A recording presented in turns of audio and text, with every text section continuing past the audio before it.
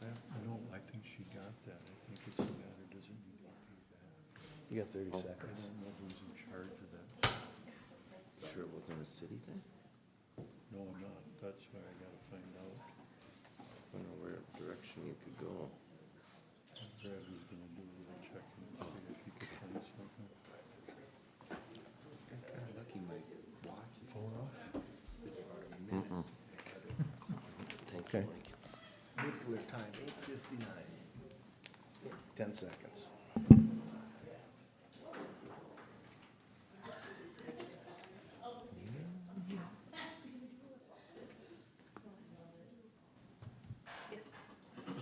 Okay.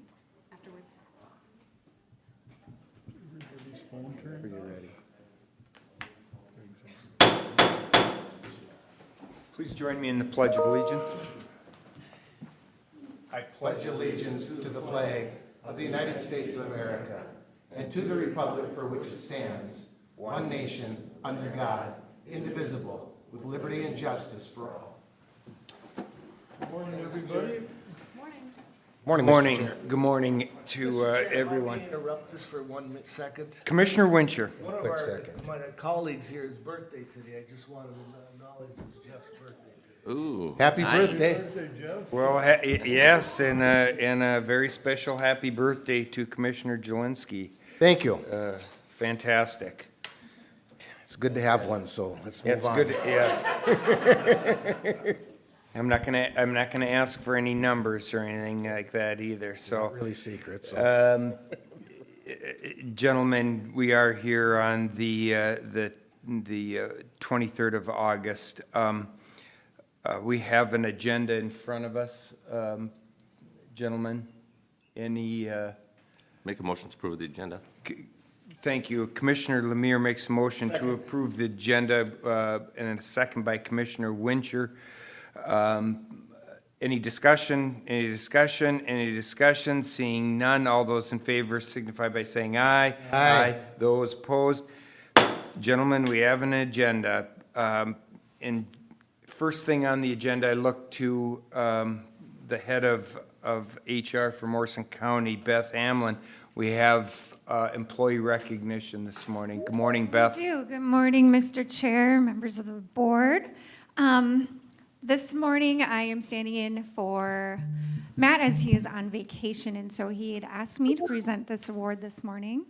On behalf of Morrison County Commissioners, they would like to recognize a county employee for her performance and customer service through the Morrison County Awards of Excellence program. The Awards of Excellence program was created to honor county employees for excelling in their commitment to Morrison County values. One of them being always doing better, those that have shown extra effort above and beyond their normal everyday work duties and make a significant contribution to the accomplishment of the key organizational goals. Striving to understand, those that have demonstrated an extra effort in service and have gone the extra mile in responding to customer needs, and also an innovative approach. Those that have shown exemplary leadership or innovation of an improved process or procedure which may result in improved efficiencies or significant cost savings. Today, we are pleased to identify the recipient of our second quarter Award of Excellence. Many of the programs and support provided by the county are outlined in policies and procedures. What makes Morrison County special is the quality of the staff performing these functions and their level of care for those they support. Our residents receive exceptional service due to our staff remaining grounded in our resident-centric approach. It's important for us to take time to recognize employees that go above and beyond in their performance of their duties. Although we are highlighting one of our top performers today, I would like to sincerely thank all the members of our staff that makes Morrison County a place our residents are proud to call home. So without further ado, the second quarter for 2022 is Ms. Shayla Strzok, record specialist from Land Services, who received an award for providing technical expertise consistently, exceeding expectations by generating high-quality work, and her continued commitment to the Morrison County residents with each and every project she tackles. So Ms. Shayla, if you wouldn't mind coming up.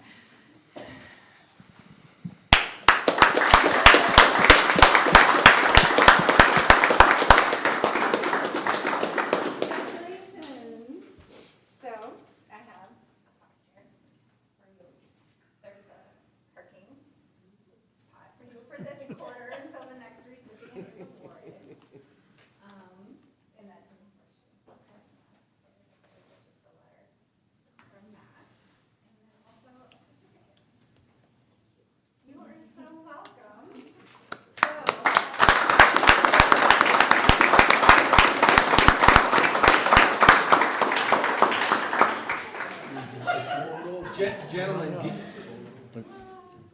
you coming down?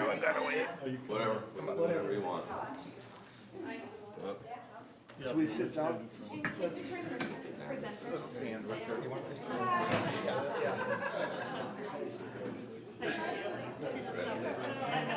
You get to stand in front, Shayla. And then you gotta hold your certificate up. Yep, go ahead.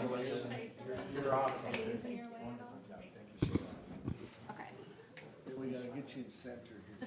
Yep. There, right there. And then hold this. No, I'm not, I was sitting there. I didn't know. That's all right.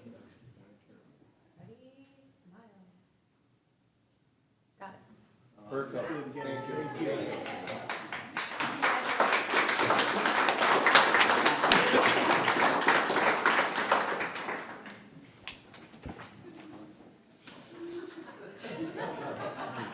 here for. No problem, no problem.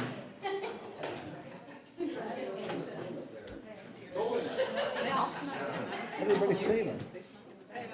We didn't get a chance to say anything, but That's all right. See ya. They do all the hard work. How bad, we know better. it is fun things. It's good things. Very good.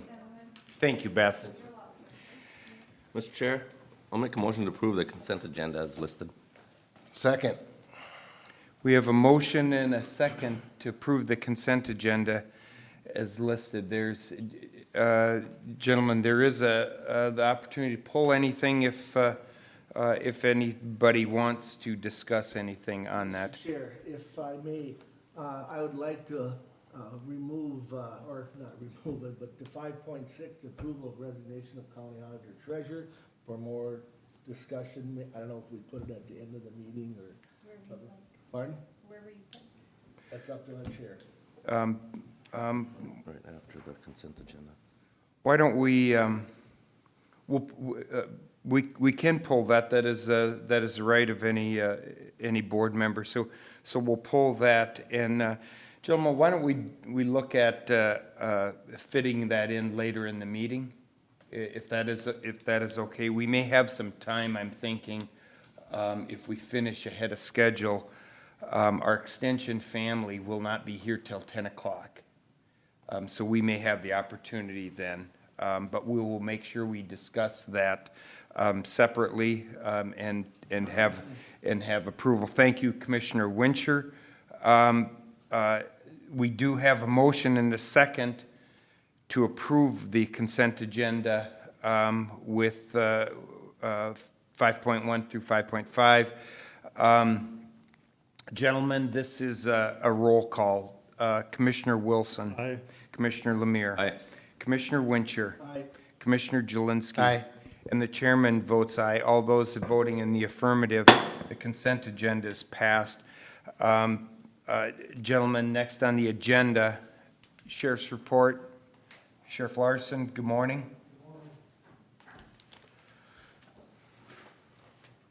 We'll give you a second to come and join us at the table. Good morning, Mr. Brummer. Sheriff, good morning. Tim, good morning. It's always good to see you. I'm thrilled that the sheriff brings you along once in a while. He makes me look good. There you go. That's the bottom line. Nothing Hey, wrong before with we that. start, Mr. Chair, if you will, I just got a comment to make. I just want to wish Commissioner Jeffrey Jelinski a happy birthday. So, Thank you, Sheriff. you bet. So this will be the month of July and a review of it. And I brought Tim Brummer with, and what I'll do, if it's okay, Mr. Chair, is just kind of give a summary of the report and then kind of turn the mic over to Tim Brummer, our jail programmer, as he'll kind of talk about the rec weekend that we had in July and kind of give an overview of it. Very good, Sheriff. Please proceed. Okay, so if you want to scroll down on the report, we'll go to the second photo. Obviously, last month was a good month for all of us as we had that side-by-side incident where it rolled into a creek in Lake and Township. So kind of just showed no matter how big or how small everyone's role was, everyone contributed to the life-saving efforts of these two people, and Jerry and Louise, and and we're just glad it was a successful story. So thank you to the board for allowing us to present and bring those folks and all the first responders forward. Training, I was just gonna highlight one thing on the bottom of the next page. COVID kind of threw in a wrench for the last 2 years, and now that hopefully we're seeing less of it and things are getting back to normal, at least in the deputies' world. We're trying to get more of our deputies to what's called desert snow training, and it really focuses on drug interdiction. We're looking for, it kind of covers all criminal activity to include human smuggling, different mannerisms to look for. Again, a lot of drug interdiction, looking at driver's behavior. And then they also go and we start looking at vehicles, like different voids in the vehicle where people may hide their drugs, different access points. And then they bring in some rental vehicles, and they actually have the deputies go through the training where they're working on their probable cause to get in the vehicle, and then they're actually working on trying to find those voids and how to recover those drugs. So it's been some good training, and we sent 2 officers in the month of July, and our plan is to continue to send deputies to this. They seem pretty motivated, and we're seeing results on the road as well. Sheriff Larson, is it the goal then to have all of your deputy staff then achieve this training then? It is the goal, but ultimately I can tell you, Mr. Chair, that we're looking at people that they're making a lot of traffic stops and they're comfortable and they're good at this and they kind of want to excel. Of course, we push all of our deputies towards that goal, but not everybody's comfortable with doing it as well. But we are making it available for everybody, yes. Okay, very good. Mr. Chair, if I may, Sheriff? Yes. Drug interdiction is not anything new to you. It certainly isn't anything new to me. Desert snow training is new to me. Is that something that's been created in recent days, recent time, or simply just a new title? It's been going on for a while. There's been different drug interdiction schools that have been put on by the State Patrol. But yeah, this is a 3-day course where they're really taking the time and they're going through different topics that we kind of touched base on, but the hands-on stuff as well. So I don't know how long it's been around, to be honest with you. I know they've had this training at Arden Hills, and sometimes it's held, this one was held at St. Cloud PD, but it's been around for a number of years. Okay, very good. Thank you very much. That's all I have, Mr. Chair. So moving on, if we go through the complaints in the month of July, I'll just highlight the thefts and the damage to property. That was kind of our 2 biggest pieces of the puzzle, pieces of the pie that we had. And you'll see that in the 9 o'clock position on our graph. We had 23 thefts, which included thefts from a building/yard. We had 5 gas drive-offs. Out of the 5 gas drive-offs, we had 4 of them actually came back to pay. So sometimes there's an issue at the pump with the credit card. That's somewhat normal. We had 2 thefts from a person, 2 false representation, 3 street thefts, which could have been a street sign, 3 thefts from a vehicle, 1 credit card theft, and 1 theft by swindle. And then our damage to property, you'll see we had 17 damage to properties. 9 of those were mailbox damaged. 3 of them were hay fields that got ripped up by a vehicle. 1 was a mattress in our jail that got damaged. And we had 3 vehicles damaged. We included a windshield damage and a couple got spray painted. So that's kind of the breakdown. And again, I was just going to highlight the biggest portions that we're seeing in our countywide. Our traffic citations, our traffic activity, we had 414 traffic citations. You'll see the biggest portion of that was 305, which is verbal warnings on the bottom. We had 41 citations for speed, and we had 35 written citations. So a lot of traffic. Usually our numbers, we were seeing them in the 300s, but now it's a little bit more.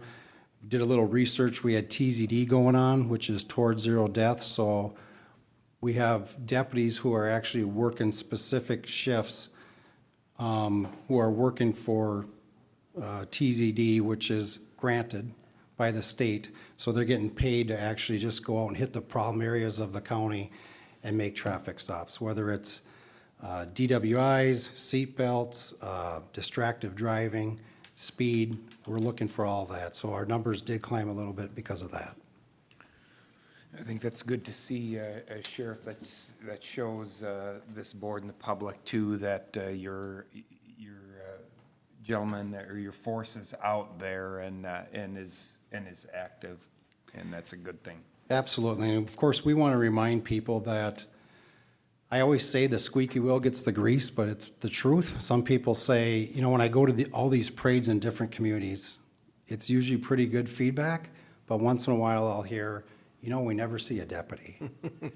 And that's why I do this, and that's why I try to go to these different communities, because then I can kind of communicate with these people and say, you know, just call our office or call me directly and just let me know that you don't see a deputy, and we will do extra patrol, because with 1,125 square miles and reacting to calls, it gets a little tough sometimes, but we do make it a priority if someone wants extra patrol to ensure that they're getting the services that they deserve. So we do our best to get out throughout the entire county. Next, you'll see a 2-year comparison. Our total complaints went up, but of course, a lot of that is because of the number of traffic stops that we made. Criminal complaints went down. Sometimes we see that just because the activity and the number of traffic stops we're making countywide. And then our total inmates went up. Our drug investigations went down a little bit, which I'll explain in a little bit about why that's the case. If we go to our jail activity, you'll see that we averaged 37 inmates from Morrison County. We brought in inmates from Mille Lacs County, Beltrami County, Itasca County, Aiken County, and Wadena County.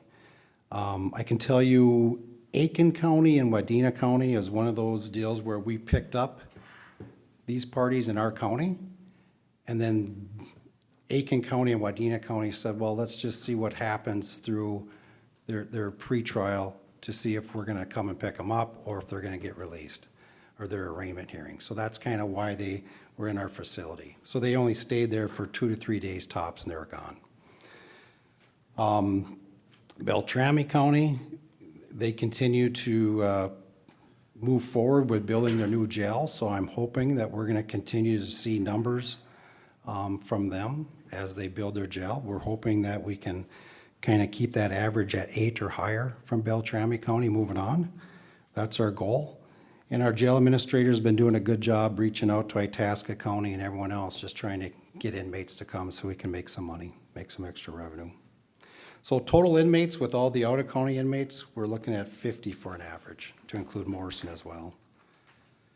And then I'll just move down to our out-of-county inmates. We had 24 that we held for other counties, and we brought in $21,565. So this has been a good month, and since COVID hit, it seems like we haven't seen numbers like this for a while. So we're hoping to move forward and keep this revenue coming in.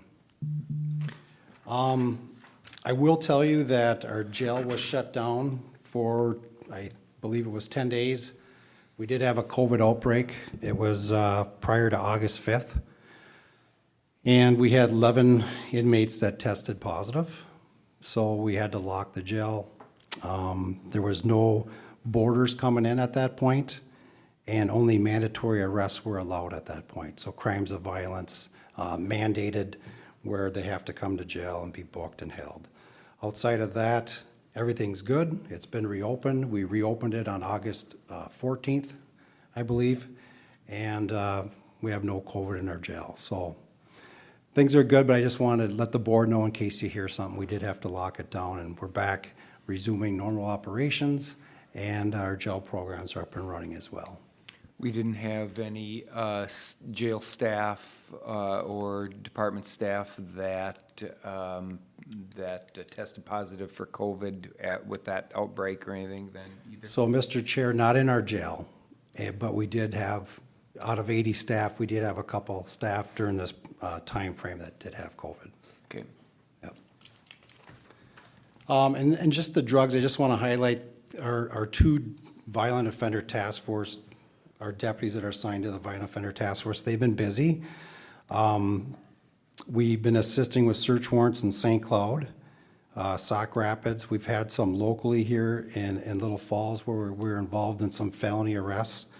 And then some controlled buys here in the city of Little Falls, as well as in St. Cloud. And we're seeing a lot of activity in St. Cloud in the month of July, and I kind of dug into this and I found out that there's 2 informants that are working for us that they're naturally going to go to the people who they buy from, and those people reside in the St. Cloud area.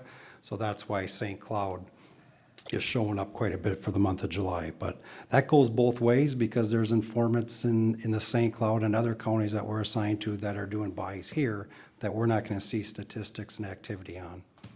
So I just wanted to highlight that. And just so the board's aware that normally, and I think I might have mentioned this in the past, if we're doing a traffic stop and we notice a controlled substance like, let's say, methamphetamine or heroin, we're able to test on site. And once we get a positive test with our field test kit, we're able to arrest somebody and place them in jail for that offense. However, if it's suspected fentanyl, we're not testing. And I think I mentioned the reasons why, just because of how deadly fentanyl can be and how first responders can, if we get this in our skin, if we inhale it, if it's absorbed, it could be potentially deadly. So what we're doing, and this is statewide, is the suspected fentanyl, if that's the case, is getting sent to the BCA for testing in their lab, and then we're waiting until we get the results. So the results may be anywhere from 2 weeks to a month out, depending on the priority of the case. And but what we're doing is we're looking for other factors. Do we see any drug paraphernalia? Are there any other signs to hold this person? And normally there are, but if there's not, then it's just a matter of trying to get the results back from the BCA. And then we're long forming it, so they're still getting charged. It's just we can't necessarily hold them in jail unless we have some other charge besides the product that we believe is fentanyl, if that makes sense. With that, is there any questions? Sheriff, to your last example there, so if you do have someone who's stopped and there's a substance that's confiscated that's suspected to be fentanyl, but there's nothing else found, let's say, in the vehicle or on that person then is allowed to walk at that time until, so they could be on the street again, and it could be 2 weeks before the BCA comes back and says that it tests positive for fentanyl, then we have to go find that person then at that time, correct? And or if it does come back as fentanyl, we could go and arrest that person. Absolutely. So you're right, Mr. Chair. It's we have a case now where we arrested someone for DWI. There wasn't any real alcohol factors, but of course we had driving conduct. So we still put this party through all the tests, failed sobriety. They failed the tests, but then of course we found product. And with the subject's own admission, he stated it was fentanyl. So then of course we do a blood and or urine test, and we have to wait for those results. So we have the person in custody and we have a charge in this case, but there's going to be a separate charge for the product, which is going to be suspected fentanyl, but we're not able to charge that person with the fentanyl until the actual results come back from the BCA. But if it was a case where we made a traffic stop and you take away the DWI arrest and it's just a packaged substance and we believe it's fentanyl, yes, we would still make an incident report, do all our reports the same, but the criminal charges would come later once the product was verified that it was indeed fentanyl. If that makes sense. So it'd be a long-form complaint to the county attorney's office for charges. Okay, very good. Thank you, Sheriff, for the clarification. And with that, if there's no questions, I was gonna turn it over to Tim Brummer and just talk a little bit about the rec program and how successful it was and go from there. Tim? Okay, good morning again, Mr. Chair, members of the board. Jeff, happy birthday. Thank you. Our 49th rec program took place on July 23rd and 24th. We didn't have one for 2 years because of COVID. This is a biannual thing. We do it twice a year. We had nearly 35 volunteers come in from Little Falls and central Minnesota area to do this program. The jail count at the time was 46 inmates, 22 of them went to the program, so nearly half the jail population went to this program. What their job is, it starts Friday night. I go out to the Belle Prairie Tech Center, we meet, we go over things, we pray, we sing, we have supper, etc. Then Saturday morning at 7 o'clock, everybody comes in, we get the inmates up. This is a 2-day program. It starts Saturday morning, like I said, about 7 o'clock. It goes Saturday night till about 9:30, and then Sunday it goes from about 7:30 in the morning till about 9 at night. So it's 2 long days. So what the rec people do is work with the inmates. There's singing, there's dancing, there's testimonies, there's Bible reading, there's breakouts, all sorts of things. What they're trying to do is we're trying to get Christ in their life to make them better when they leave than when they got here. These residents did not get what you and I got. We had great upbringings, we had great families, we had, as kids, we lived pretty darn good. And a lot of these people didn't get that. So by doing a program like this, we're trying to make these residents in our jail know and realize that it can be a lot better if they have Christ with them. And that's our goal. And Daryl and Bev Welly, who coordinate this program, do a phenomenal job. And the rec program went really, really well this time. It went super. I had tons of emails. I had tons of thank you cards. I had tons of inmates shaking my hand, thanking me for the opportunity to go. So it really, really went well. It really went well. And that's, like I said, we want them to find Christ, and that's what we're trying to help them to do, so when they leave, they make better decisions than what got them here. And I just want to say in closing, thanks to you guys for your support, and a very special thanks to Sheriff Larson, because I can't do it without him. I can't do it without your support. I want to continue to do it. Our next one is already scheduled for January. Hopefully no COVID issues, and we can have it, and it'll be a good time and a fun weekend, and hopefully we can take more people and help them in correcting them, because that is our job. We are corrections. We don't sit and look at them. They're not just another person. They're more than that. It's our job to try to help them, and that's what I try to do, and I'll continue to do that as long as I'm here. And if anybody has any questions, I gladly answer them. Commissioner Wincher. Thank you, Mr. Chair. Tim, you mentioned that there's 22 in the program, and I think you said that this is volunteer on their part. They're not forced to come to this 2-day event. That's correct. I put a sign-up sheet in each cell block, and any inmate that wants to go, resident that wants to go, they sign up, and then we let them go. It's strictly their choice to go. And actually, if they get into the program a couple, 3 hours and don't like it and want to leave, we can't force them to stay. We did not have that. Everybody stayed. Everybody listened. Everybody learned. Everybody prayed. Everybody sang. Everybody gave testimonies. Everybody did breakout groups. Everybody read from the Bible. I had inmates supporting other inmates when they broke down crying, or when they'd get upset because of all the problems they've had in their past, the terrible parents that they had. They didn't get a chance. Yes, they still know right from wrong, absolutely, we all do, but they weren't handed what we were.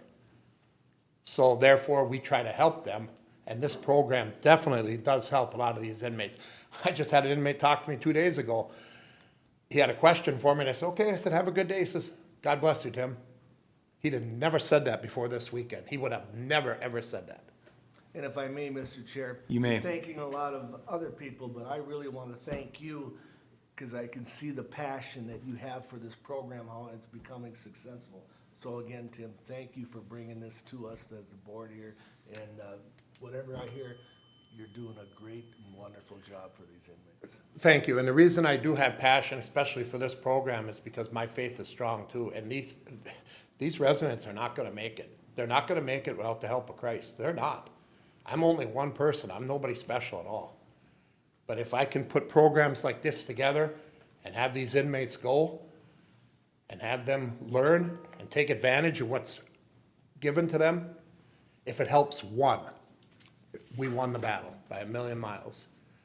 But we did have actually a very phenomenal rec weekend this last one. It was a lot of fun. Thank you, Mr. Chair. Thank you. Thank you, Commissioner Wincher. Commissioner Lemire. I just would like to thank you also for your passion and your enthusiasm to try to get these individuals a leg up. You're doing God's work, and if you help, like you just said, if you help one person or two people, it's worth it. And it isn't always bad people that do bad things. Sometimes good people get caught up in things too that they just need that little helping hand to get them going. So we appreciate everything you do. Thanks. That's correct, and thank you. And one thing that I hear quite often from inmates, it's like, they never had no parents or nothing to give them guidance or support. We wore good clothes to school. We had good lunches. We had good choices because we had good parents. And I'm not using that as a total excuse, don't get me wrong, but it sure doesn't help. You know, I hear stories every day when I'm through these cell blocks, and inmates always got something to tell me. But you hardly ever hear one say, my father's a great person or my mother's. It's sad. It's sad. So these programs do help, and it does help. Thank you. Commissioner Jelinski.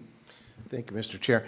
Tim, thanks for coming. Sheriff, thanks for bringing him. I asked that several months ago that you would bring Tim back and do this report, and I very much appreciate it. Like the rest of the board, I certainly support all of the activity going on here. It takes special people to do special things. I also know that there's people out there, friends, relatives, whatever, that are saying, holy frights, you're letting prisoners do all this good stuff. And what happened to jail? The world has happened to jail. This has happened to jail. Mm-hmm. And without things like this, we're going to go back into the Gunsmoke era, which we're not in anymore. This is a new day. Mm-hmm. It takes people like you to make people like me. It takes people like you to make people like all of us upstairs and downstairs. It doesn't make any difference where we're at. When we can talk about having 35 community volunteers come into the jail to preach the good word, to preach a word, to share, and to have 22 inmates participate, and they all stayed. As you said, there's nobody twisting an arm, nobody holding a gun to anybody's head to say you have to come, that you come to something like this. And I think what this does is, not only does it help community, but it helps the facility itself. It helps everybody, the employee to the inmate, to the entire community that we live in.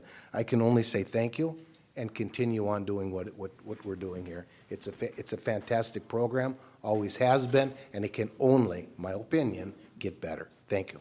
That's all I have, Mr. Chair. Thank you, Commissioner Jelinski. Commissioner Wilson. Tim, I just want to thank you.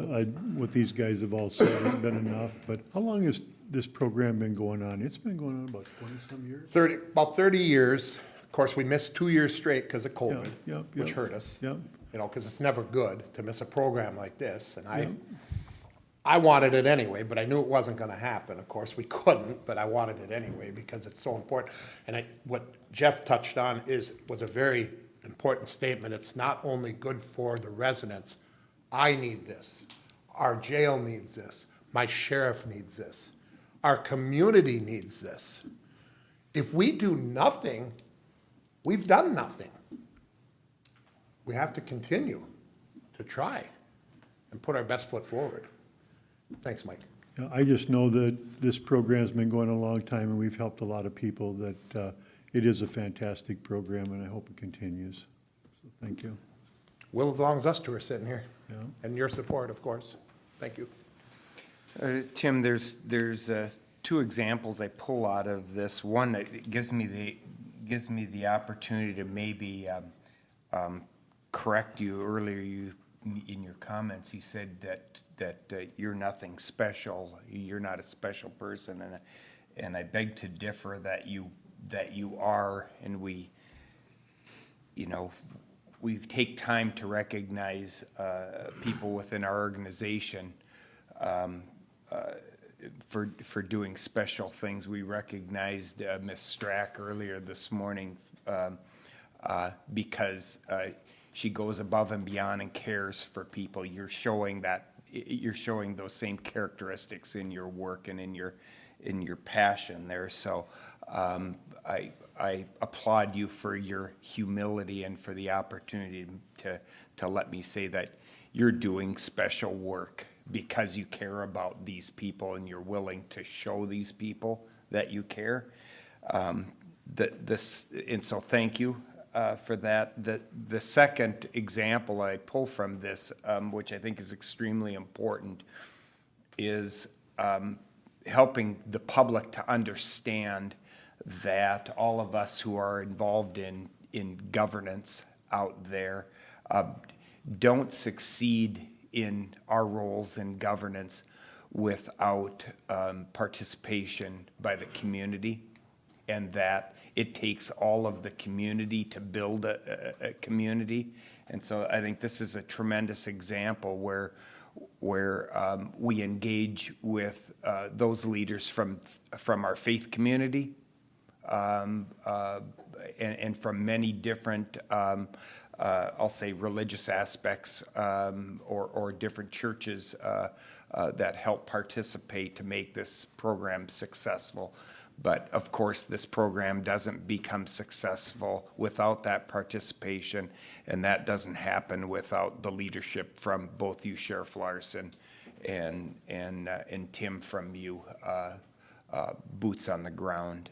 So I say thank you to both of you, and thank you, Sheriff, for allowing Tim to be here and to give us this presentation. These are the things that the board we need to know, we need to see, but I think it's also important for the public to be able to recognize this too. Sheriff Larson. Yeah, thank you, Mr. Chair. The only thing I would add is, yes, Tim does an amazing job, but when we got all these cards, I get back from rec weekend and I get back to my office, I have cards from all the volunteers, I have cards from inmates thanking us for allowing this program. So, and a lot of the volunteers and even the inmates are telling me thank you to the staff, that this isn't a fake staff, that this is real, that they're passionate about it and they want the best for us. So I echo all the comments, and I definitely thankful for every single staff member that participated and made this a success. And thank you for allowing this. You're very welcome. Thank you, Gentlemen, Mr. anything Chair. else? Come Tim? back again one day, Tim. Sure, thank It's you. good to see you. Thank you. buddy. Thank Happy you, birthday, Sheriff. buddy. Thank you, Tim. Thank you. Thanks, Thank you very everybody. much. Thanks, Sheriff.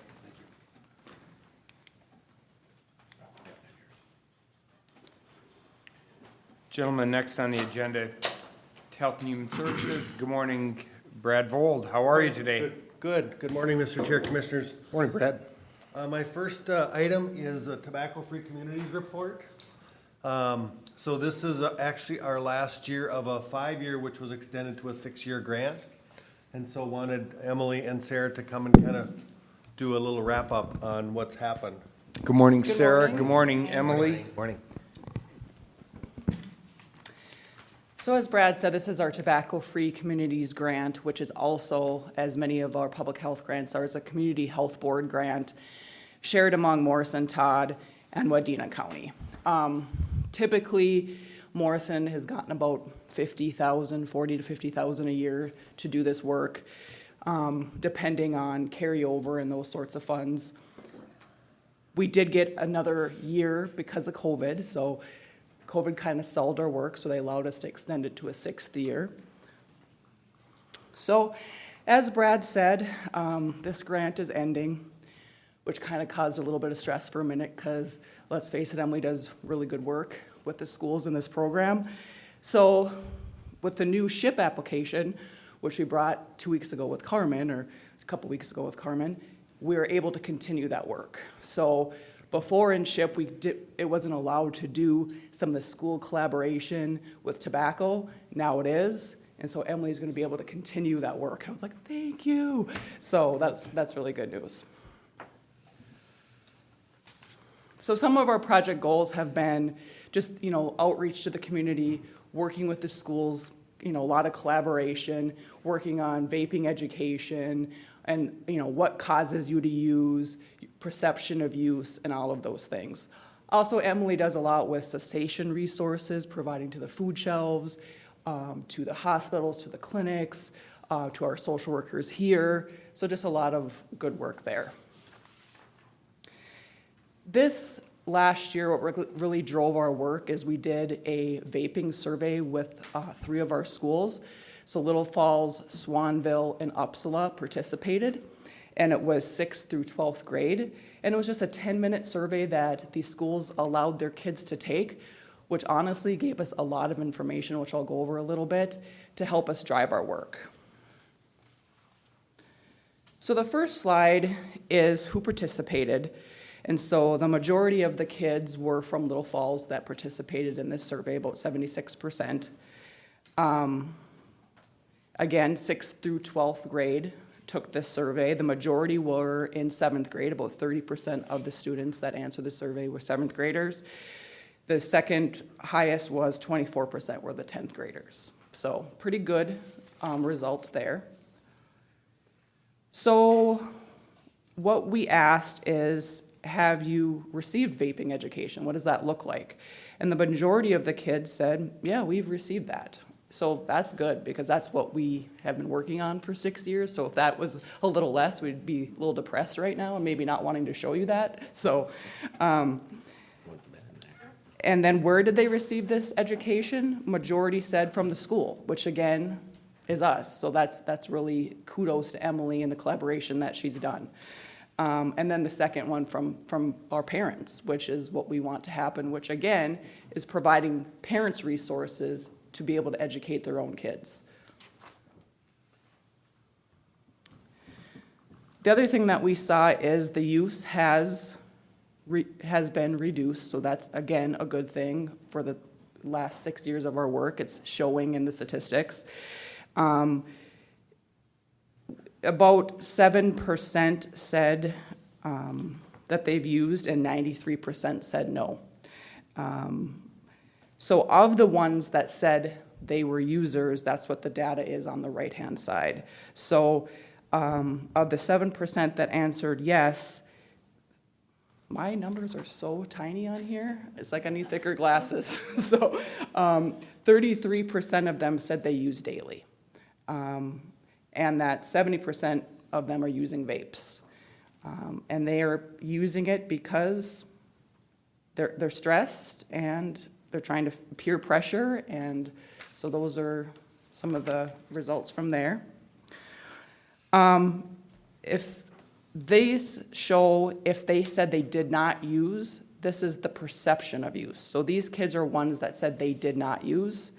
They are saying they feel that their peers, that 50% say there's daily use by their peers. And most of them are saying it's vapes. And most of them are saying it's because of peer pressure, stress, or curiosity.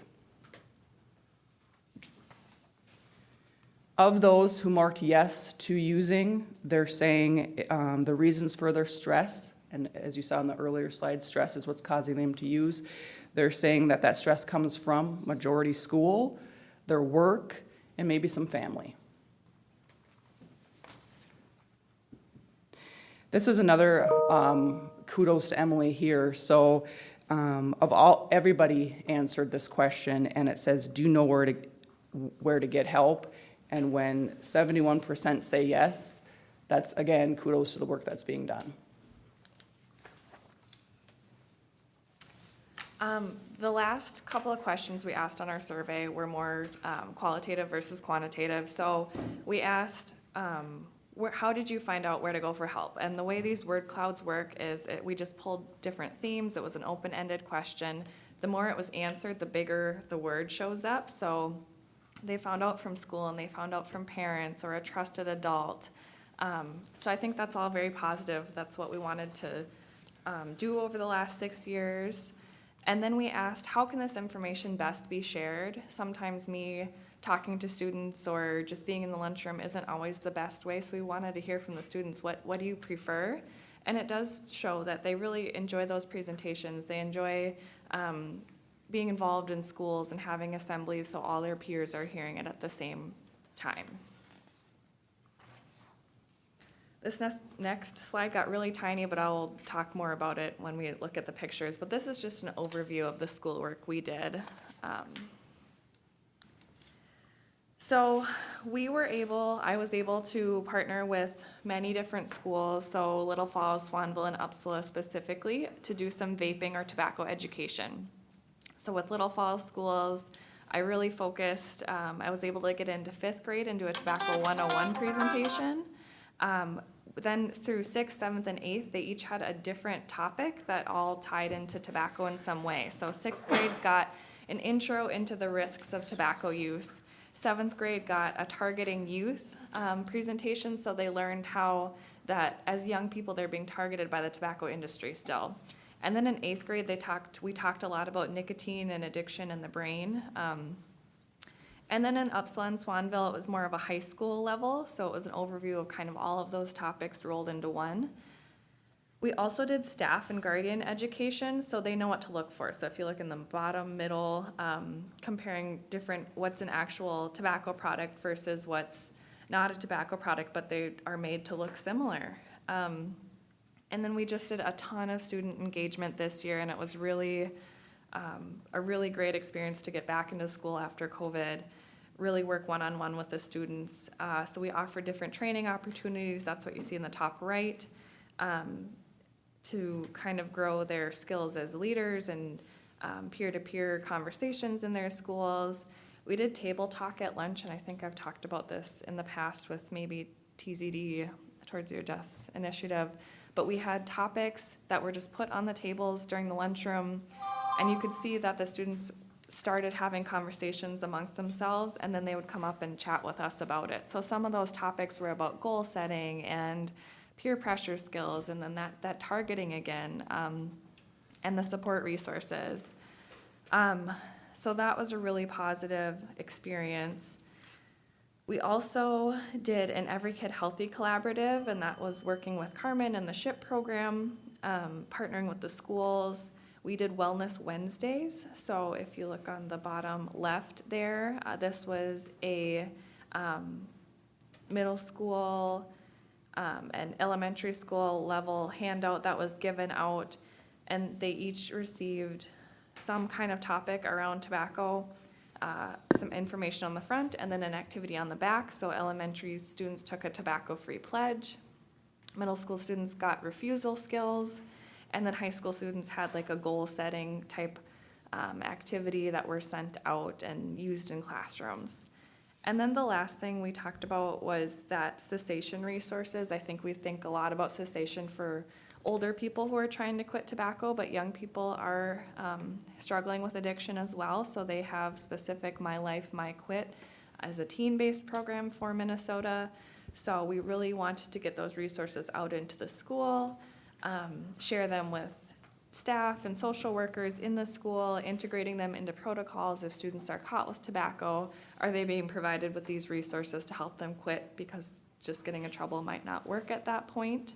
And we wanted to be respectful of making sure people feel comfortable accessing the resources. So something innovative we did this last year was Google Classrooms came out of COVID, so kids were used to accessing things online. So we just put that information right on their Google Classrooms, so they were able to access it without anyone knowing. So it was helpful for them to feel secure if they thought they were going to get in trouble or didn't feel comfortable talking to someone about it. Then the next, I did talk a little bit about collaboration at the school, so I talked about those Wellness Wednesdays, but we also did a Hygiene Hype Squad project. So that was a collaboration between all the community health educators in our office. So we had someone talk about dental health, we had someone talk about food choices, and then I talked about substance use and how that making good choices all the way around affects your physical, mental, and emotional health. And our data is showing success. So the Minnesota Student Survey, it's just preliminary right now. We'll have more data later this year, but it's showing that since 2019, there's actually been a decrease in students trying and using tobacco products, and that would include vapes or e-cigarettes. So we're hoping to see more data this winter and see our county as a whole. Some other projects that we had, Going on is a youth leadership day training, again, providing students opportunities to participate in team building and leadership activities, build their skills, basing that around tobacco and saying, how can you be a good leader and a role model? And then the staff survey, we surveyed Little Falls School District, who was involved in that Every Kid Healthy initiative, and we asked about the different initiatives we did over the year, and we were able to see what they thought of us pushing out resources or the things we did in the school. So we just have some things to tweak for this next year, is how they thought it could be better used. And then finally, thinking about sustainability, like Sarah mentioned, we are very excited that SHIP is able to take on some of this tobacco work because it continues to be important. But thinking about sustainability in the long term, presentations and curriculums that schools can use, so it might not always be me coming in and doing education, but having education opportunities out there. Some of that continued data analysis, making sure we're tweaking what we are doing, if it's working, if it's not working, using that for other grant applications, and then those best practices built into policy. So not if you're thinking about someone who's caught with tobacco in school, they will have consequences, but how else can we support and have them to not use tobacco products, dealing with that addiction and providing some healthy coping mechanisms? Do you have questions for us? Before I go to Commissioner Jelinski, you had, Emily, first of all, thank you, and Sarah, for your presentation this morning. Emily, you had mentioned about the students accessing resources, and you showed us, your outreach work with children in grades 6 through 12. So we're talking kids 11 or 12 years old to 17. And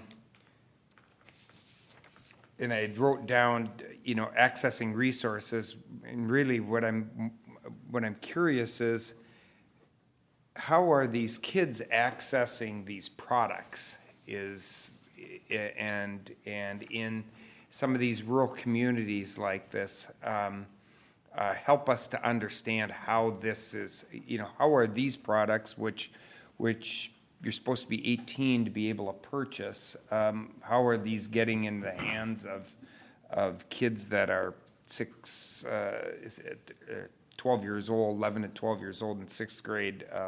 Can you help us shed some light on that? Yeah, absolutely. That is definitely a concern. So there's many different ways to access products. Unfortunately, that is one of the questions we surveyed on as well, but maybe getting it from an older sibling, taking it from mom and dad if they don't know, potentially buying from an establishment, but we also work hard on doing tobacco compliance checks and making sure they're not selling to underage. So age would be 21 now, so that was another step in the right direction. So there's 18-year-olds in school that could potentially be furnishing other students. And now that the age is 21, we're hoping to get away from that in some ways. So that's been 2 years now.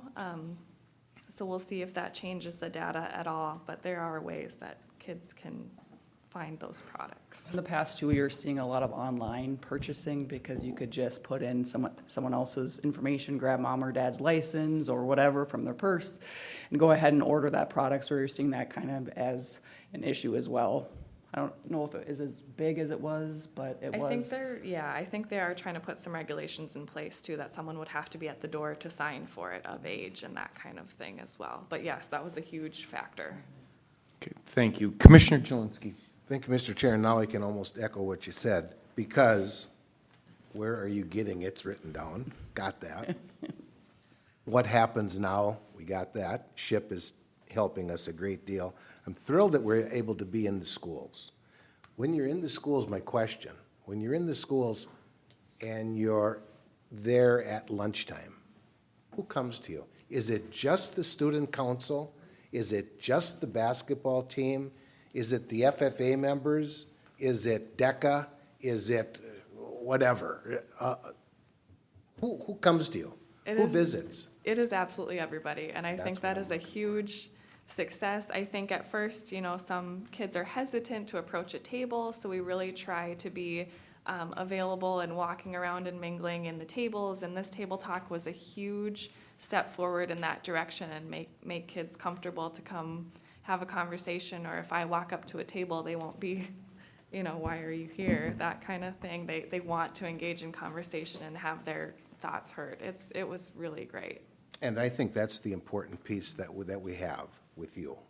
And I mean this in absolute honesty, is that through SHIP now, or whomever, that we're able to still be in the schools, that you have that face that people now know. I mean, let's be honest about it. It's not like you're a stranger today.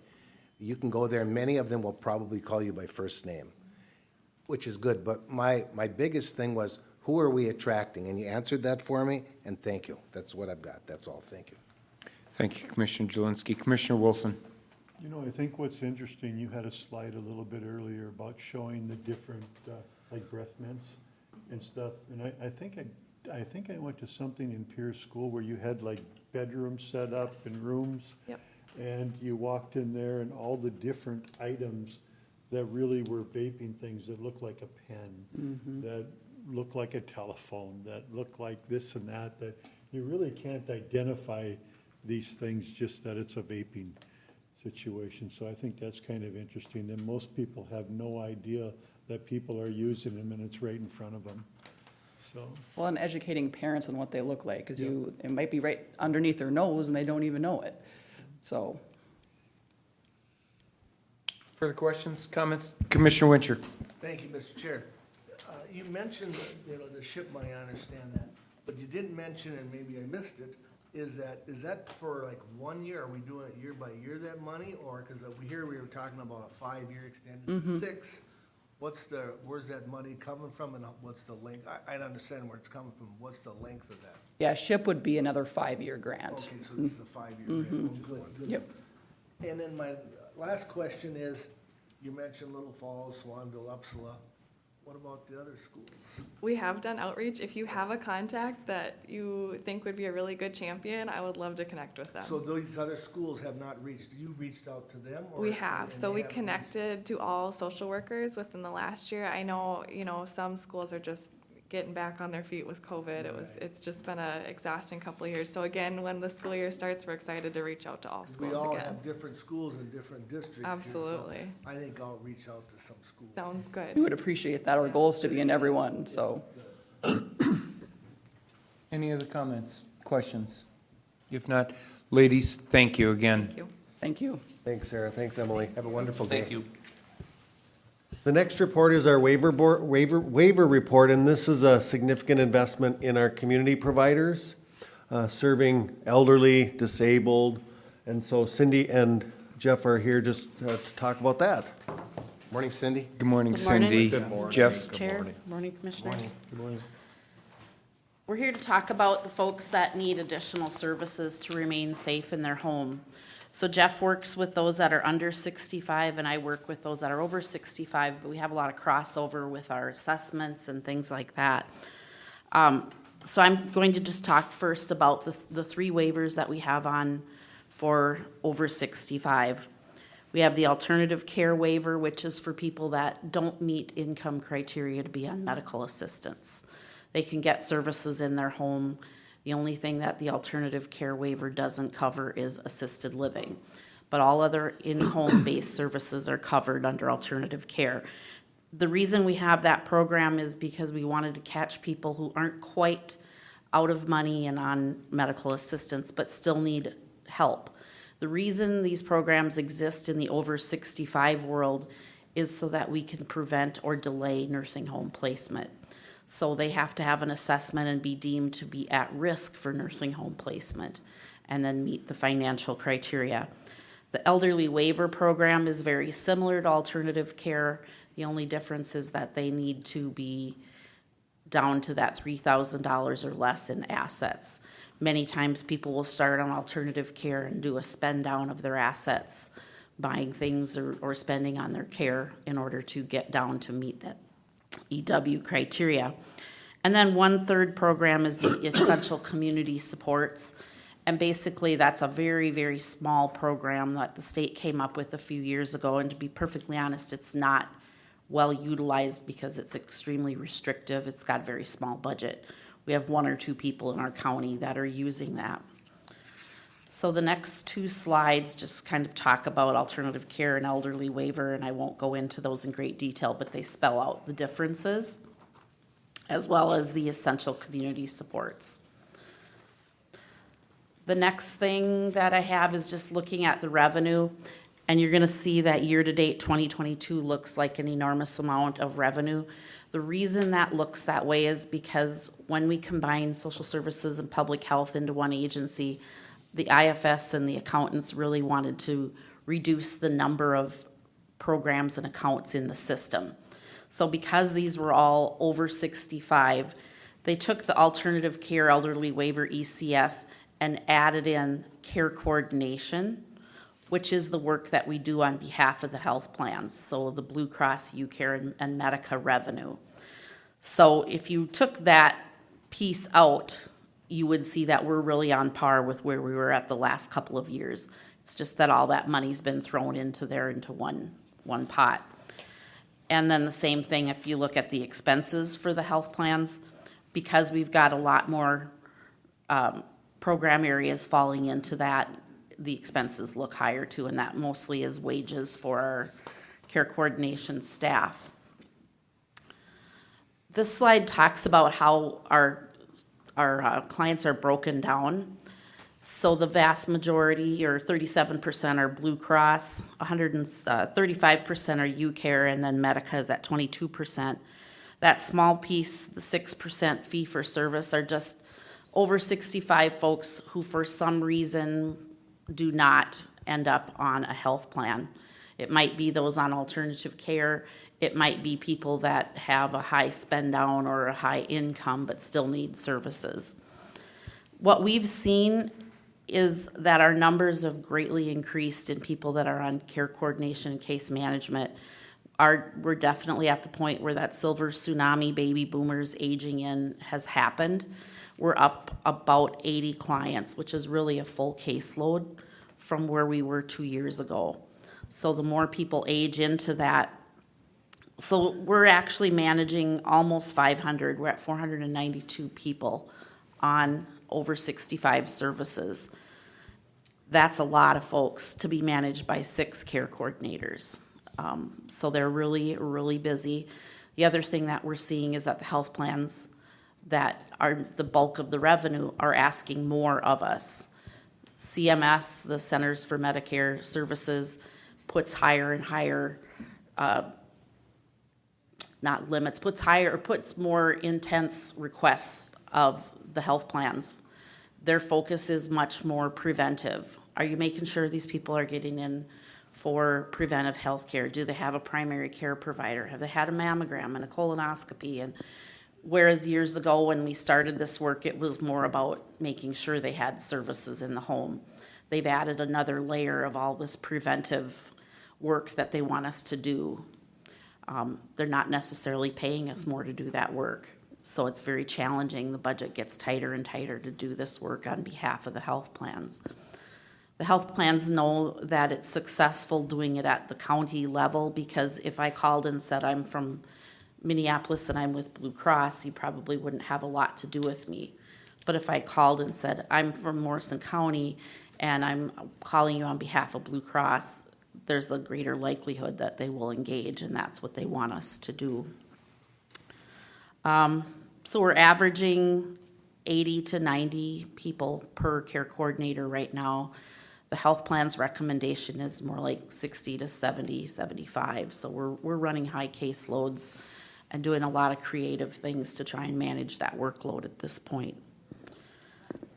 I'm gonna turn it over to Jeff to talk about the under 65. Yes, thank you, Cindy. So within my teams, we have the disability waiver programs, which are those that are under 65. Now, we have some that are over 65 that transition as they are able to continue to be served via the waiver that they're on, because their needs cannot be met within the elderly waiver programs because they have budget caps based upon what their assessed needs are. And with the disability waiver programs such as the DD and CADI waiver, it's all about what the needs are and what services are needed to support those needs. So for instance, like foster care, assisted living, those have very high budgets. And so those individuals remain on a disability waiver program instead of transitioning to one of Cindy's programs. And the 4 programs that we have, I know I was here a couple weeks ago talking about developmental disabilities, but the other 3 are CAC, which is really creating that nursing facility within an individual's home. So you're having typically a specialized nurse coming into the person's home because they require that high medical need they're replicating hospital care within a home. So those individuals have pretty high budgets because they're very medically fragile, but still significantly more cost effective than remaining in a hospital setting. Brain injury waiver, individuals need to have a confirmed brain injury that occurred after they were born. CADI waiver, that's for those individuals due to their disability, whether it's mental health, physiological, require these waiver services to remain living in their preferred setting of choice. Now, we know individuals on all these waivers could be in a home or in a residential setting. On the next slide, it shows just the number of participants that are served with the disability waiver programs. As you can see, the CADI, CAC, and BI, and for whatever reason, the state differentiates DD and the other 3 disability waivers. So that's why they are separated in these different graphs and statistics that will be showing. And we do have individuals that go back and forth between DD and CADI waiver. The benefit to that now is the lines are they're not there anymore. As far as services that previously were only available via DD waiver, they've streamlined into services that can go back and forth. So whatever your entry point, your eligibility, you're going to be allowed to access services that identify and support your needs.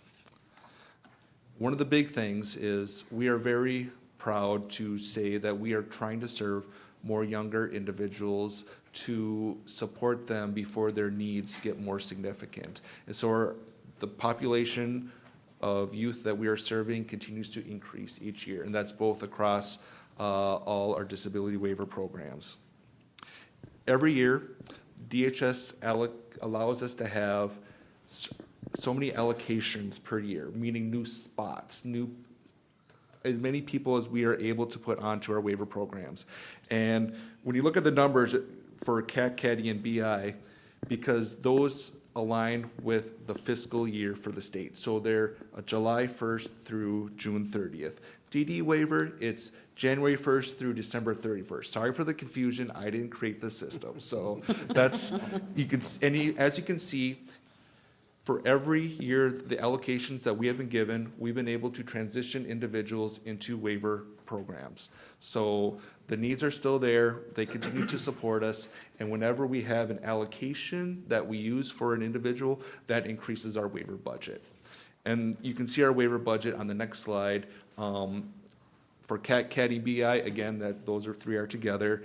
And the 3 lines on there, the red one is what the state gives us, or I shouldn't say gives us, they allow us to spend because we are a pass-through. We don't hold on to this money, we allow the providers to bill for it.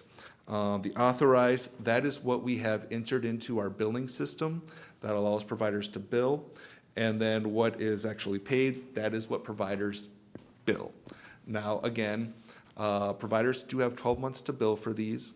And a lot of these rates are determined by the states. We don't negotiate, we don't argue for the majority of them. There are some that are market rate services such as transportation, which is very county specific because the needs here are very different than in the metro, so to speak. And similarly for the waiver budget, you can see the what we have been granted to spend, what we've paid out, and what we've authorized. And again, this is a January 1st through December 31st model. The next, you can see the revenue that our case managers are creating, because that is how we are able to support these individuals. And this is on a time-for-time unit, meaning for every 15 minutes of case management time is spent, you receive funding for that time. And at this time, we have 12 case managers, in some capacity or another, support individuals on the CAT, CADDY, and BI waivers. Within the DD team, we have 4 case managers and 2 case aides. So that is what we have been able to create with revenue over the past years, couple years. One of the big things that we went through earlier this spring, which was an agency-wide, impacted Cindy's team, my team. We had our lead agency review. These occur they're supposed to occur every 3 years. Last one was 2017. We're supposed to have it in 2020. Obvious reasons, postponed to 2022.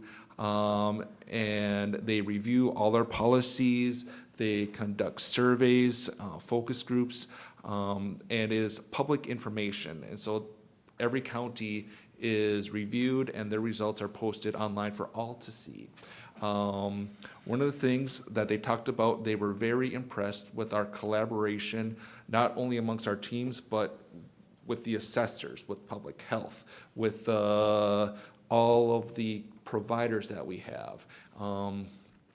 And one of the big pushes over the past couple of years has been person-centered planning, meaning what's important to the person, making sure they have an informed choice on the decisions that they are given. And they were very, very impressed with our utilization of the person's own choices when appropriate, when they're able to make choices. So, any questions? Gentlemen, I have one, in relation to staff for both sides. So Cindy, you had said that you have 6 staff managing almost 500 caseloads, 80 to 90 caseloads per staff member. Jeff, you just said you have, and so correct me if I'm wrong on this. You have 12 that serve on the CAC, CADDY, or the BI, and then you have 4 that handle the DD side. Yes. There.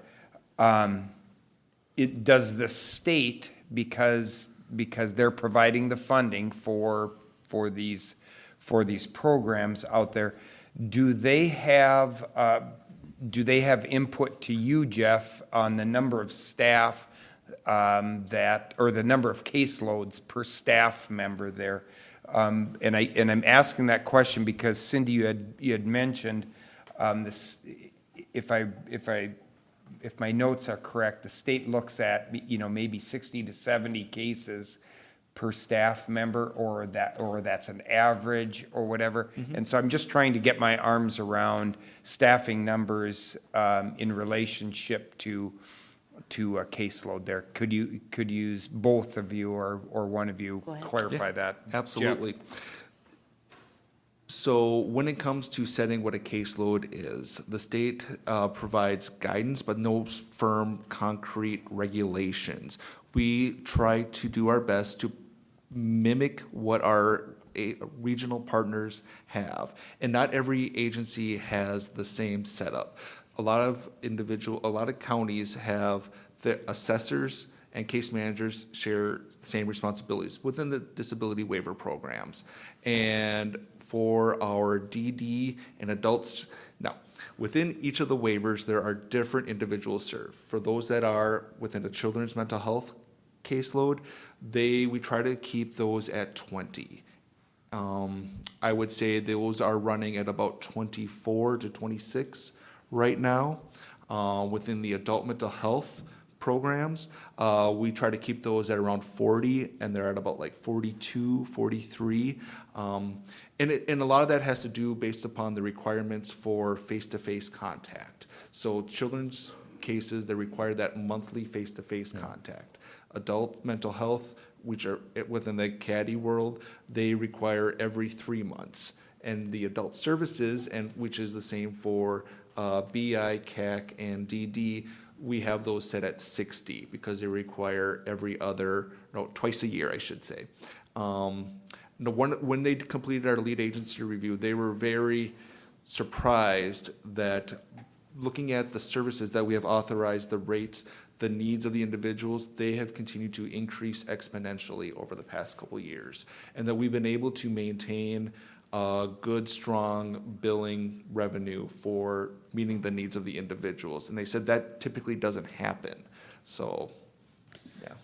That number that I quoted was the recommendation from the health plans, not necessarily from the state. Like Jeff said, there is not a recommended number from the state. One of the things that we do with it to manage our caseload in the over 65 world is that we have mixed caseloads. So that caseload of 80 is not all people that have high-end services. It might be people that are on a health plan but refuse contact with us, or that decline a home visit, or that are in the nursing home, so they really have their needs met by that facility.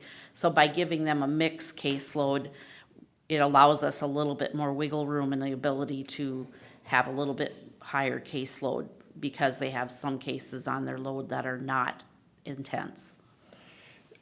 So it's fair to say that then that staff that we have I'll say on both sides here, are very defined in their work. You don't have, Jeff, you don't have staff from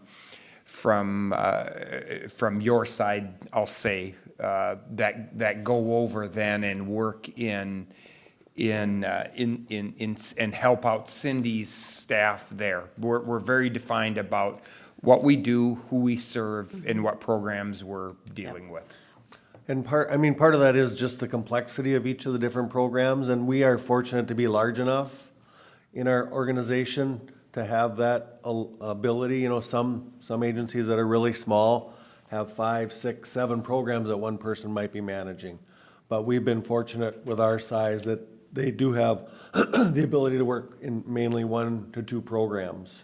Okay. We've also streamlined in the over 65 world, limiting the number of health plans because every health plan has different requirements. So I don't have a case manager that works in all three health plans. They might be a specialist in Medica or UCare because those requirements are so unique to the individual plans.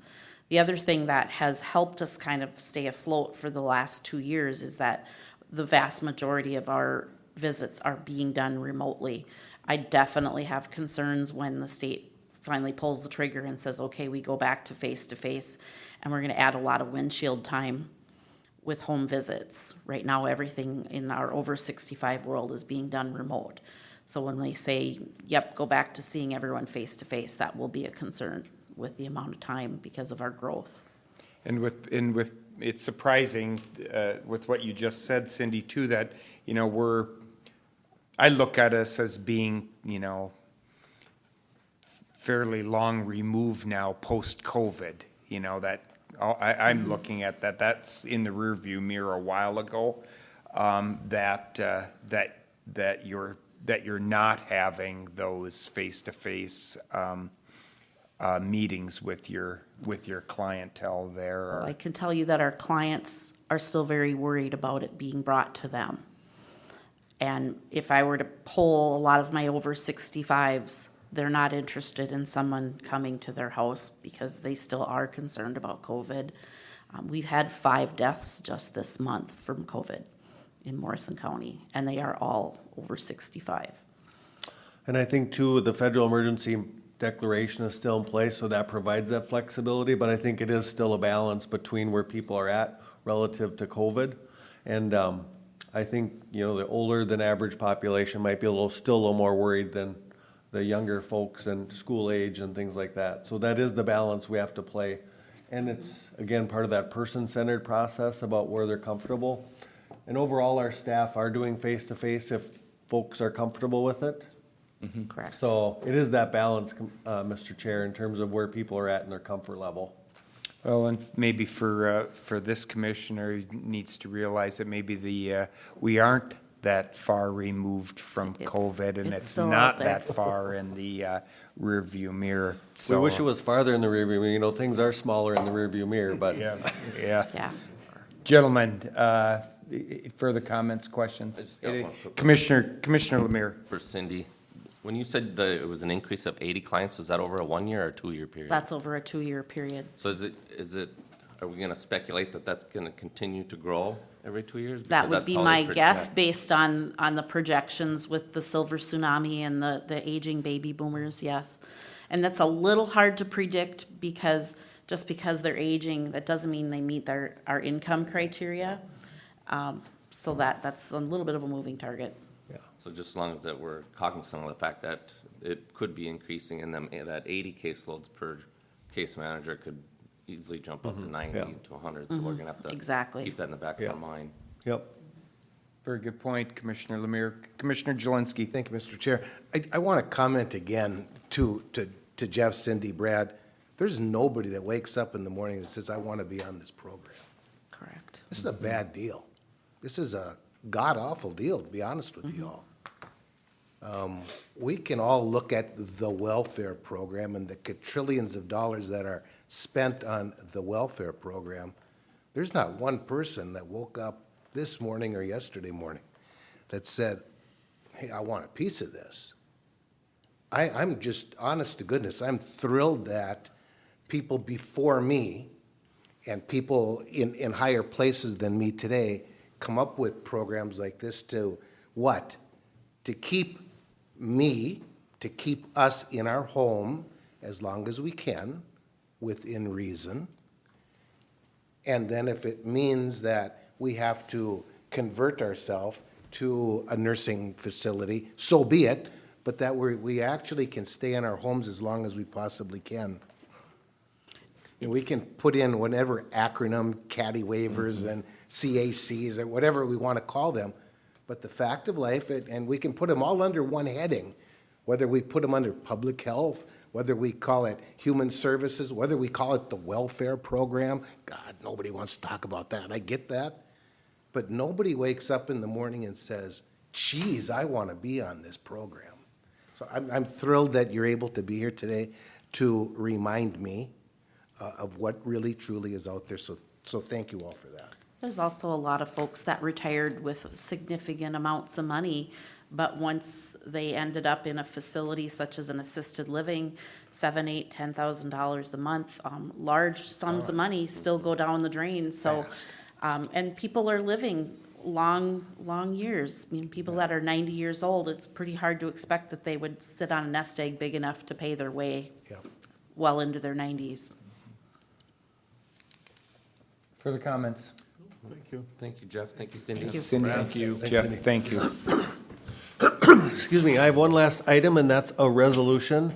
So as you all may remember, Sourcewell provides community match funds, $10,000 every state fiscal year to all counties. Last year, it was used for body armor.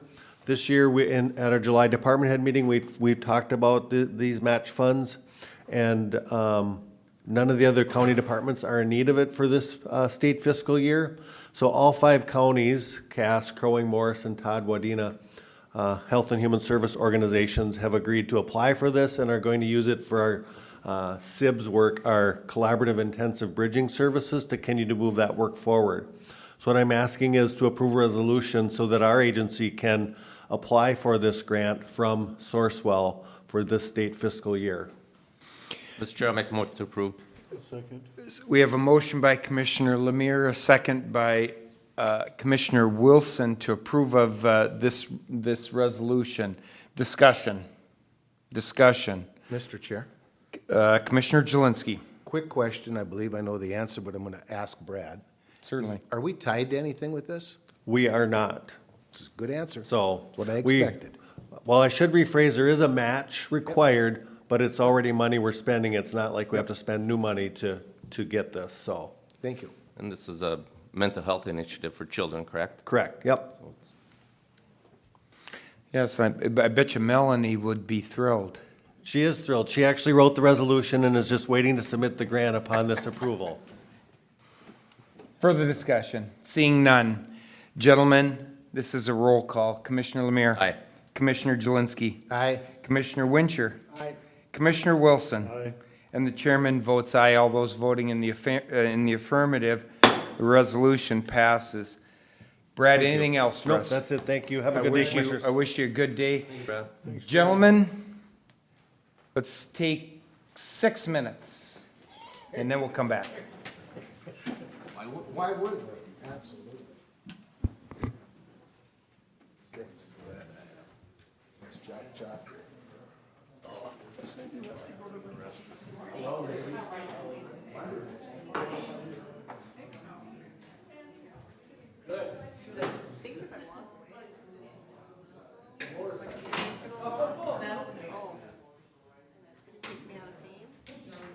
But what are you presenting? You're presenting there. Oh, well, it says, it says Amy Mindor, so that's what it's showing.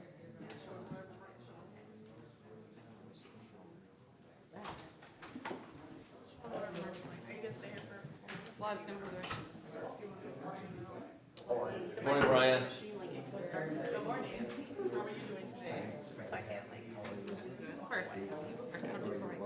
Morning, ladies. Just gotta be within the vicinity of the machine, so it doesn't shut down on me.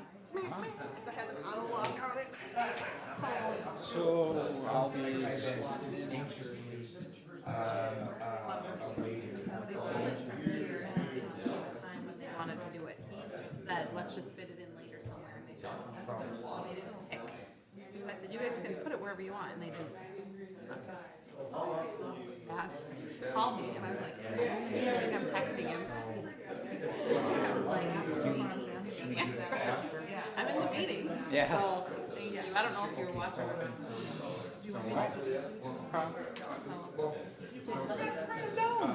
Thank you very much. All right. Yeah, I didn't know Matt was out. Yeah. Yeah. Vacation for a week. When I leave that email, thought he was ghosting me when he didn't respond right away. But He said he's gonna take some time and email, but probably not, it might be at the end of the day. yeah, that's what he must be doing.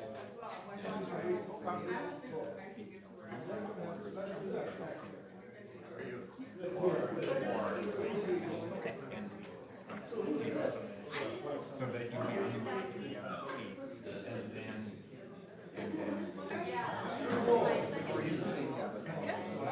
Happy Tuesday. Hey, happy birthday.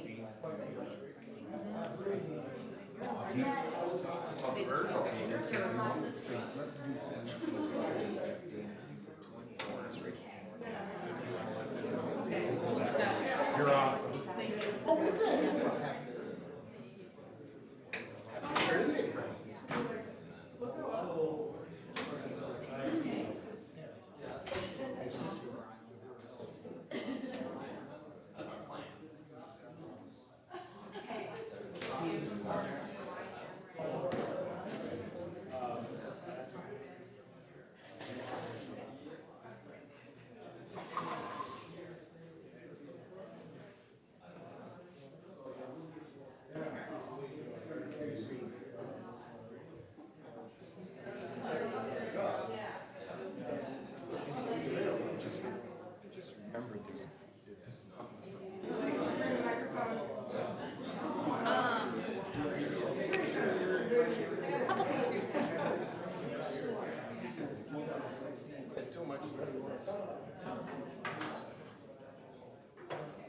Thought he was gonna bop you. Cracking himself up. You need to get a few more of them. I think I got 3 of them in my pile at home. I have a pile in my office. Since I came on and I haven't burned anything yet. There's a lot, I have to burn it because there's.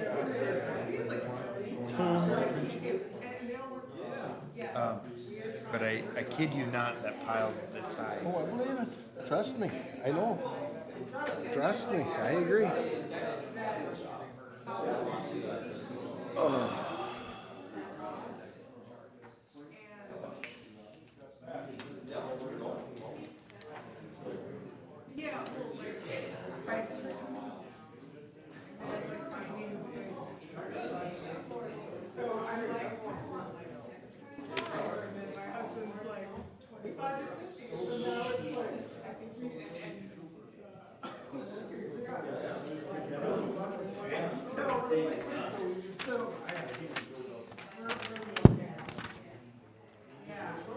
That's our new hire right there, that Quincy gal. Yeah, I talked to Suzanne, and we got this, we'll do the farm family first, and then, and that, so.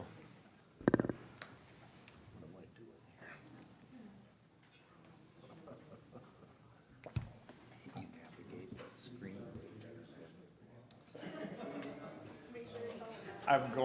I'm going to. Yeah. Yeah. Can you tell me when you want the mic live again? Oh, we're off right now? Yeah, you're off right now. Smile. I am. I assume we are on all the time once I sit down here. But I know he shuts them off from time to time. That's our new hire. No, I think video is just showing this one. Okay. Oh, is it? Yeah. Oh, okay. Yeah, now we're Okay. doing another one next week for the horticulture. We hired her on Zoom. It doesn't make any difference. I'm good with it. That's what I'm saying. Oh, this is what it looks like? So if I was home, this is what it would, oh, They can see our room, they see. oh, okay, okay. So since that's us, we don't see that. Normally you would see that. And if there was anyone from the public, we would know. So Kim is like considered a public person. She's cool. But yes, She's whether not they a call county, it, she's not a county. I'm wondering why you put it there. Oh, but like anyone else that either puts their name. I want to take some notes. Hey, I want to take some notes. And I do keep records. Randy, Like that there? Randy, you should have put hand stuff all over. Yeah, you should have. I'm sorry. Mike, we would do that for you. are you ladies ready to roll? I can't read this. 6 minutes right on the dot. Okay. Gentlemen, I'll call our meeting back to order here. Gentlemen, next thing on the agenda is extension. And I will ask Suzanne, and Leah is here, the chair of the Extension Committee. Good morning, ladies. Good morning, Mr. Chair and County Board members. Thank you for having extension on the agenda today. Well, we have a couple of things that we're going to celebrate and run through, and the first one is Farm Family of the Year, which is a great thing to celebrate. So we appreciate that the County Board each year, invites us to celebrate the Farm Family of the Year for Morrison County here at the County Board meeting. So I appreciate it. Leah's gonna share a little bit of information about the farm family. Leah is the chair of the Extension Committee. So thank you, Leah. Go ahead, Leah. Good morning. The Farm Family of the Year program is sponsored by the University of Minnesota and honors families across Minnesota who are actively engaged in farming or in agricultural production. In addition, the farm family must have made significant short-term progress or has shown innovation over time and be involved in their community. The Morrison County Extension Committee honors a farm family each year in this university program. This year's Morrison County Farm Family of the Year fits all of the criteria mentioned. It is my pleasure to announce the 2022 Morrison County Farm Family of the Year honor to Dave and Betty Check and their family. I'd like to share a little bit about the Checks. Dave and Betty are fourth generation of the family on their farm. The farm was started in 1875 by David's great-grandfather, Frank. He was followed by David's grandfather, Joseph, and finally by his parents, Ray and Bernice. Betty and David were married in 1984 and milked cows in a 67-stall tie-stall barn and ran a hog finishing barn. In 2008, the couple built a freestall barn with a parlor as their children showed interest in staying on the farm. In 2009, the family stopped raising hogs. The Checks currently have 240 Holstein milk cows and 260 head of young stock. They raise all their own replacements and sell their bull calves. The cows are housed in a freestall barn with a slatted floor and a manure pit under the barn. They milk their cows in a double 12 parlor. and the family grows 360 acres of corn and raises 120 acres of alfalfa. 4 years ago, the Czechs started using minimum tillage, and they began planting cover crops. All family members are involved in the dairy's day-to-day operations. The Czech family is made up of David and Betty, their son Joseph and his wife Alyssa, son Joshua and his wife Krista, and their 3 children, Addison, Clint, and Evelyn. The Czech son Scott and daughter Taylor and her husband Ben. Joe and Scott are the herdsmen. Josh handles feeding and mechanics. Dave and Taylor take care of the calves. Betty handles the bookwork, and Ben helps wherever he is needed. The Czechs are members of their local Catholic Church. They are members of the Minnesota DHIA, the Minnesota Corn Growers Association, and the Upper Mississippi Irrigators Association. The farm is certified by the Minnesota Agricultural Water Quality Certification Program. In addition to being honored here at the Morrison County Board meeting, the Czech family attended Farm Fest and were officially recognized in a ceremony there at the beginning of August. Please help me honor Dave and Betty Czech and their family as this year's Farm Family of the Year for Morrison County. Mr. Chair, can I invite them forward?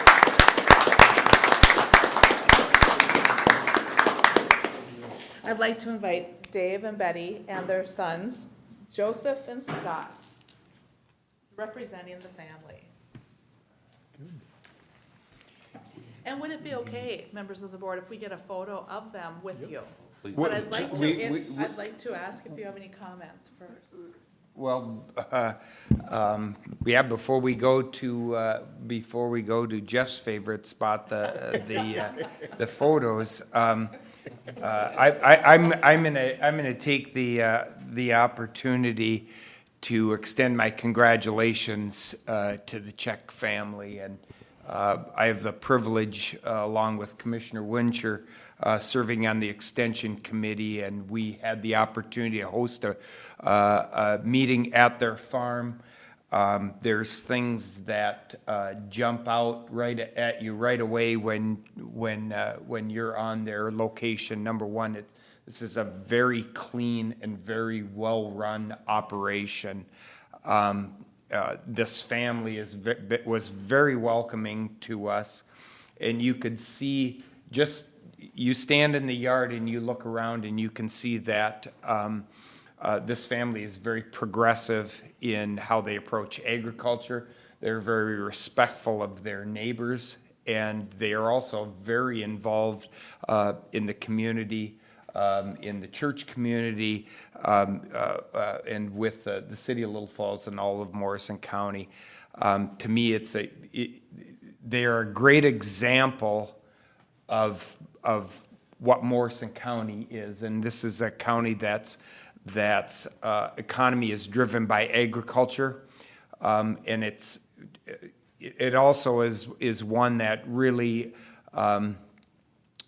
involves family and understanding. You look at this farm being in existence since 1875, and now in that transition to another generation beyond David and Betty, and it's exciting, I'm sure, for them, but I think it's also exciting for us and for all of Morrison County. I couldn't be more proud to have that family here this morning. So thank you for taking time. I know you guys are busy too, so it's impressive that you guys would carve the time to be with us. Commissioner Jelinski. Thank you, Mr. Chair. My honor. Talk about excitement. I've been on that farm several different times in my life, and have known Dave and Betty. Were you working? Absolutely, and have known Dave and Betty all of our lives. So I mean, I'm thrilled that they're here. I do not know the 2 boys, but I know of them. I don't know which one bales the most hay, but whichever one that is, that's the one that I've heard of the most, because I know that they've done some custom stuff for my little brother Sean. I'm thrilled that you guys are here today. As far as the farm is concerned, that farm has always been a show place. And that's credit to, I can't say Grandma and Grandpa, well, I can say Grandma and Grandpa to the 2 boys, but I'm going to say to Dave's mom and dad. That farm was always clean and neat and in place. That farm today is clean and neat and in place. It was just yesterday, as a matter of fact, that I drove by, and out loud I said, "Where in the world did that building come from?" I kind of forgot that, whatever you call that new building, the newest one, whatever it's called. Okay. I kind of forgot that it was being constructed. Well, it's pretty much in use right now, and didn't realize it. And I'm positive I said out loud, "Where did that come from?" So, but it fits. I mean, it fits into the whole entire landscape. It fits into the farmstead itself, just like it was supposed to be there. So, kudos to all of you. Thank you very much. I think Greg pretty much said everything, but I just want to say, congratulations and thank you for the hard work you do to help feed the world. We're an agricultural community, an agricultural county, and we're proud to have you within it. I didn't say it all, because I didn't use all my words up. I still got a few in the pile left, but You and Commissioner Jelinski is here to take it all. No, Commissioner Wincher, you were there with us at that extension meeting too. I know you have things to say. Well, like I say, we don't have the whole family here. I believe you gained a new son-in-law here within the last 30 days or something like that. And then they're explaining the background of all of them, the schooling that they have for each of the individual. Again, you ask, everyone has their place on the farm. You know, again, I call always the missus in any family, you know, they're the ones that run the operation. They just tell us what to do. People don't want to admit that, but you know, so that's kind of how I look at it. But so, again, it's a farm that's, you can tell it's well run, you know, and it's a small farm actually, if you look at it, but yet they have big ideas. They look at outside the box, and I'm just very impressed how everybody takes care of this place. So, and again, thank you for having us out there. Susan, bringing us out there, and congratulations on being Farm Family of the Year. Well deserved, well deserved. Commissioner Wilson. Yeah, congratulations. I've driven by that place for about 40 years when I did work, and I've seen it grow all the time, and you've done a wonderful job, and you always have done a wonderful job. So thank you for all you do for the economy. Yeah. Well, we have a plaque that we'd like to present to them. In addition to this plaque, your family did get a plaque at Farm Fest, right? So in all the buildings that you talked about, they can have one in a congratulations. So that's very good. And, yeah, you did go to Farm Fest, so thankfully that happened. That was good. Got a pork chop on a stick, okay? They ran out. Oh, no. Yeah, so we gotta go ahead and present them with this. Thank you again. I'd like to have a photo if we could. We'll do it. It Come would be really Why great. don't you come up here and I'll do it here. Bring them up here? Is that what you We want? also have another member of the Extension Committee, Daryl Larson, and his wife Arlene, so I'd like to get them in the photo as well. Oh, that would be fantastic. Yes, thank you. And we have a couple of staff members. I'd like to get Dana and Quincy, why don't you come up too? Great. So I think we're probably gonna line up right here in front of them. Bring them up And front up here. there? Yes, we're gonna put Betty right in the middle. Right here. She's the one. Right here's where Betty, come on up, Betty. You guys come up, have them sit. Have a few more chairs. So why don't you guys sit here? Yeah. Who's sitting? We're gonna have the family sit.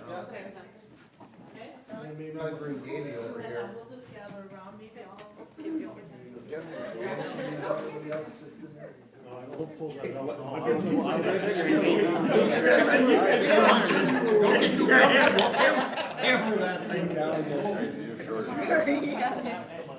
Always in the front, I'm the short one. We have to listen to whatever Tabitha says, so. Keeps crazy. Want these two ladies on the end, like, can you guys fit in a little farther? Those two ladies come right over here. Yeah. Come on down on this side here. I'm gonna go forward. Okay, the other side? Yep, perfect. Okay.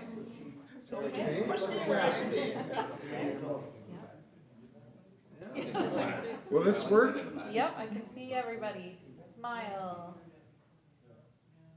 Got it.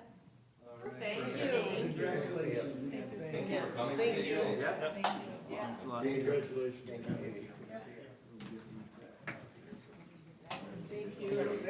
Thanks, Betty. Thank you. Why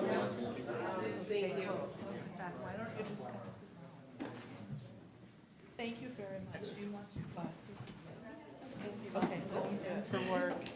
All right, thank you.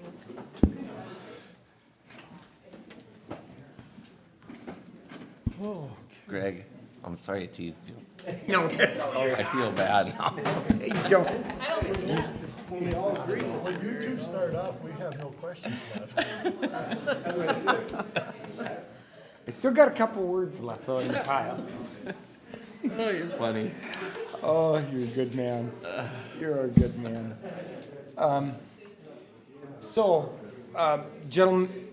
Gentlemen, we're going to have Dana give us a report, an extension report, but before we. But she's coming. No. Come on, Dana. You're being summoned. Come on up. But before we have Dana give her extension report, we have a new employee here, and Suzanne is here to introduce our newest addition to the extension family, and we're very happy about that this morning. Suzanne. Great. Thank you very much, Mr. Chair. Quincy Sadowski is here with us today. She's going to introduce herself, but she is a new member of the extension staff.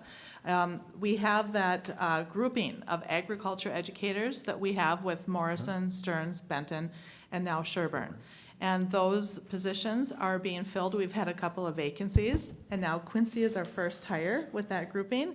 And she'll be working on horticulture primarily. So Quincy, why don't you tell them a little bit about yourself? Good morning, everyone. Good morning. Good morning. So a little bit about myself. I moved here from McHenry County, Illinois.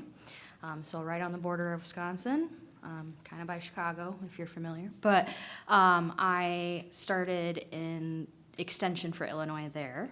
That's my home county. I got my undergrad in dairy science, animal science, but with dairy, from Utah State University.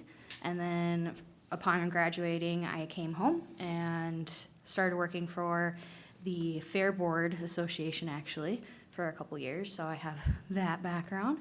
But then extension's always been part of my life. I was a 4-H'er. My mom was a master gardener. So I've been on the back end of it and in the program, so I value what extension provides for our communities. Working for Illinois Extension, I was in the capacity of office support, but I got all of the experience of working with all the different programs, and I was able to get my master's while working there in crop science. And then once I graduated this spring, I thought it was time for a new adventure, and so here I am. Awesome. And tell us, Quincy, why Minnesota? Why central Minnesota? Yeah, so actually, I did grow up south of the cities in Rosemont for 6 years, and then we moved to Illinois from there. So Minnesota was comfortable, and I always have good memories here. So when I was like, I want to do something different, but not too different, Minnesota was the pick. So, and with the opening, I decided that I wanted to try something new. And so I love horticulture and all of that. But I also am excited to work with Dana. On day 2, I went to the Central Minnesota Dairy Field Day and helped out there, and that was super fun. You were an excellent photographer. So it isn't too far into that. I started on last Monday. So, and I already have some things on the books for Morrison County. I'm going to teach 2 classes for their fall expo.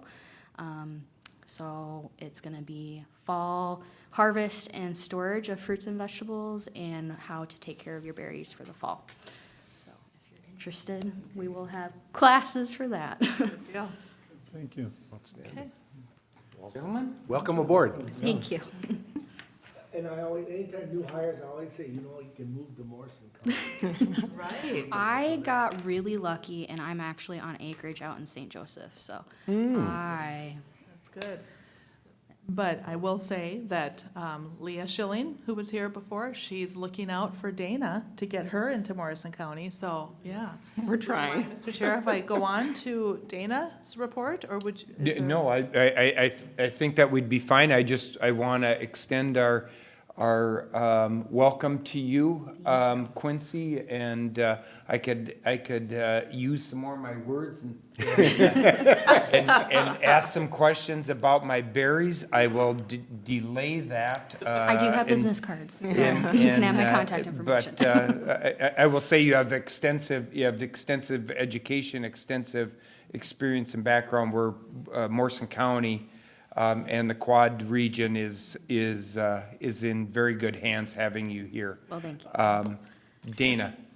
And thank you, Commissioner Winter, for serving on that search committee, so I appreciate that. Well, and then the cream rose to the top. So there you Yes, it did.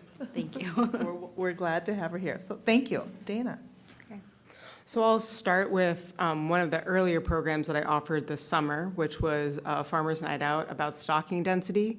We had around 20 attendees to that program, and it has been a subject of discussion within the dairy community, as in overstocking, and there are some. In academia, there is widely accepted negatives to overstocking, and in the more commercial world, there is a little bit of a push for some overstocking. And we had a presenter talking about how it could be done positively to minimize stress on the animal, but also get the most return on investment, in that finite area. And then we had someone talking about so we had someone doing the pros and someone also doing the negatives to give a comprehensive overview. And we had a very long Q&A session. So that went on, it went on for an hour, and I said, it's 10:30. If you want to go home, you're more than welcome to. And then they stayed, all this to say that we presented a comprehensive argument for how it can be done well and very mindfully, as in watching the animals for performance, as in watching milk production to see are they stressed, and physical characteristics like hoof health and inflammation parameters. And we're conveying that to farmers. And when we looked at the survey data, they understood, which was the most important thing I wanted from that. I want you to take away what we wanted you to take away, which is you can overstock to a finite point, but you also have to monitor your animals. It's not just a go for it, a blanket statement. It's you have to be it's not just a let it go, a set it and forget it situation. You have to be walking your pens, you have to be watching your animals, you have to be a hands-on manager for this to work at all. If you are not that hands-on manager, this is not a system that will work for you, and they understood that, which was very important to me. So that was June 16th. And then throughout this summer, I have been working towards programs in August. In July, trying to get my summer straight, we had the Cattleman's tour, which was in the cities this year. So the University of Minnesota hosted, and I was one of the people who helped. Well, we had if we got there early, we had a day training on forages, talking about different drought-resistant forages. Because of last year's drought, we had a lot of pressure from the beef community asking, how do I prepare for droughts in the future? And we got education as extension educators on how do we prepare for droughts in the future? What type of short-term forages can you plant and supplement into a beef cow's ration in order to carry them until winter, or supplement your forages. So we got training on that, and then we used it the following day for that tour. So I was one of the bus managers. I work with Minnesota Department of Agriculture manning that bus, and I look at them as shepherds, shepherding around about like 50 people around the University of Minnesota campus. We went to the beef lab. We looked at those 2 separate forage sites. We did bale sampling. We had all, and we toured the equine center. We had all this really great education for our beef producers in the state. And it was a surprisingly strong turnout because we weren't sure how many of our beef producers were going to want to venture into the cities. And we actually found out from the surveys later that we had a slight change in audience. So our younger beef producers and the ones who typically don't come to our Cattleman's tours, those are the ones that attended this field day, which we found very interesting. So in the future, maybe there's room for both those audiences. And that turns into a broader net that we have to tackle in the future. But in conclusion, a strong program that showed a different audience. So there's room for growth with that Cattleman's tour. In July, if you looked at my calendar, and I touched base with a couple of my coworkers throughout the summer, and they're like, oh, so what do you have coming up? I'm like, July is just this big wall in my calendar of all I have is county fairs. And I will tell you my wall of county fairs. Well, the first week is Sherburne, the following week is Morrison, the week after that is Stearns, and the week after that is Benton County. It is like week. And I went to Sherburne County as I was talking to commissioners, and I was talking to 4-H families. And then Morrison County, I actually went to a national conference down in West Palm Beach, and I was very fortunate to get that professional development opportunity. I worked with my intern, Caitlin Zeck, in order to reach out to the county that she was in as a 4-H intern last year to be at Morrison County to represent me there, to work with the dairy show and to be our presence there at the Morrison County Fair. And then I came back and I was there every day for the Stearns County Fair, helping with check-ins, running things around, printing things out, talking to 4-H families, checking people in, confirming weights. I was there for every day of the Stearns County Fair. And then the Benton County Fair, I was 3 different types of judges. And then we move into August, which is for because I might not see you for a little bit before our next meeting. I've had the Benton County Grazing Field Day where we had 26 attendees, and I partnered with the Soil and Water Conservation District. We started with the St. Louis County Extension educator, Troy Salser, coming down and doing a presentation on how to set your grazing system up best, as in insulators, step-in posts, polywire fencing, demystifying that process. So some producers struggle with that. Also, we talked extensively about different types of weeds, weed identification, controlling weeds around fences. And then we had NRCS and Soil and Water naturally come in and talk about relevant programming. And then we had our host farm come in and talk about their unique mentorship situation that they had, where a younger farmer was partnering with an older farmer for emotional support, but also just taking care of his cattle, how to move them, how to handle them, low pressure handling strategies. And then, of course, we had lunch. And, the chit-chat that ensues of, where should I put my watering line? Should I put a watering line? How do I move my cattle? What type? Should I just do Angus? Should I do crosses?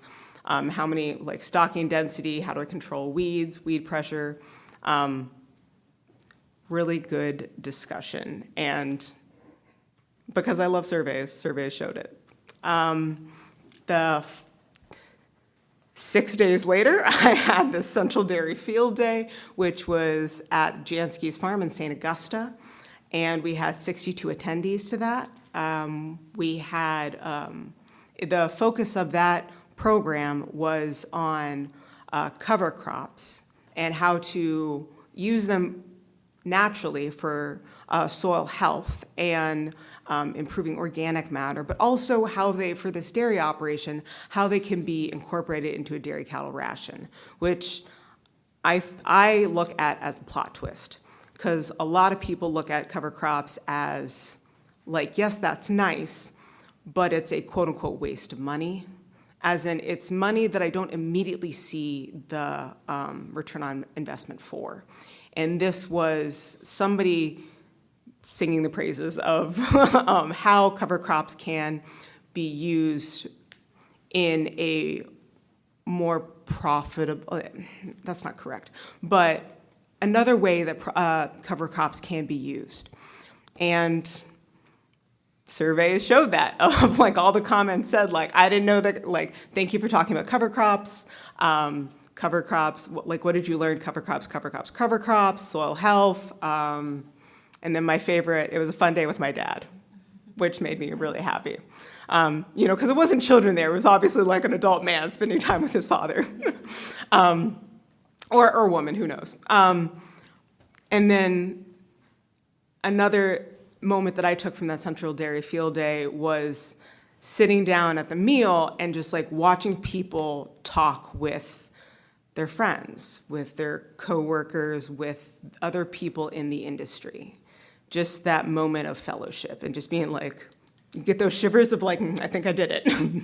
And I think that that program went based on attendance, based on survey data, based on what I collected from what they learned. I think that that program was a success. And lastly, I'd like to say thank you for giving me the opportunity to work with my intern, Caitlin Zeck. Her last day was last Wednesday. She was with both Nathan in the beginning of the summer and me for the remainder of the summer for about 3 months. And I did an exit interview with her, and because I think that's the right thing to do. I know that she got a huge amount out of this experience, and I would like to say a very adamant thank you for letting me work with her this summer. And at this point, I'd like to take any questions. Gentlemen. Sounds like you've been busy. I do my best.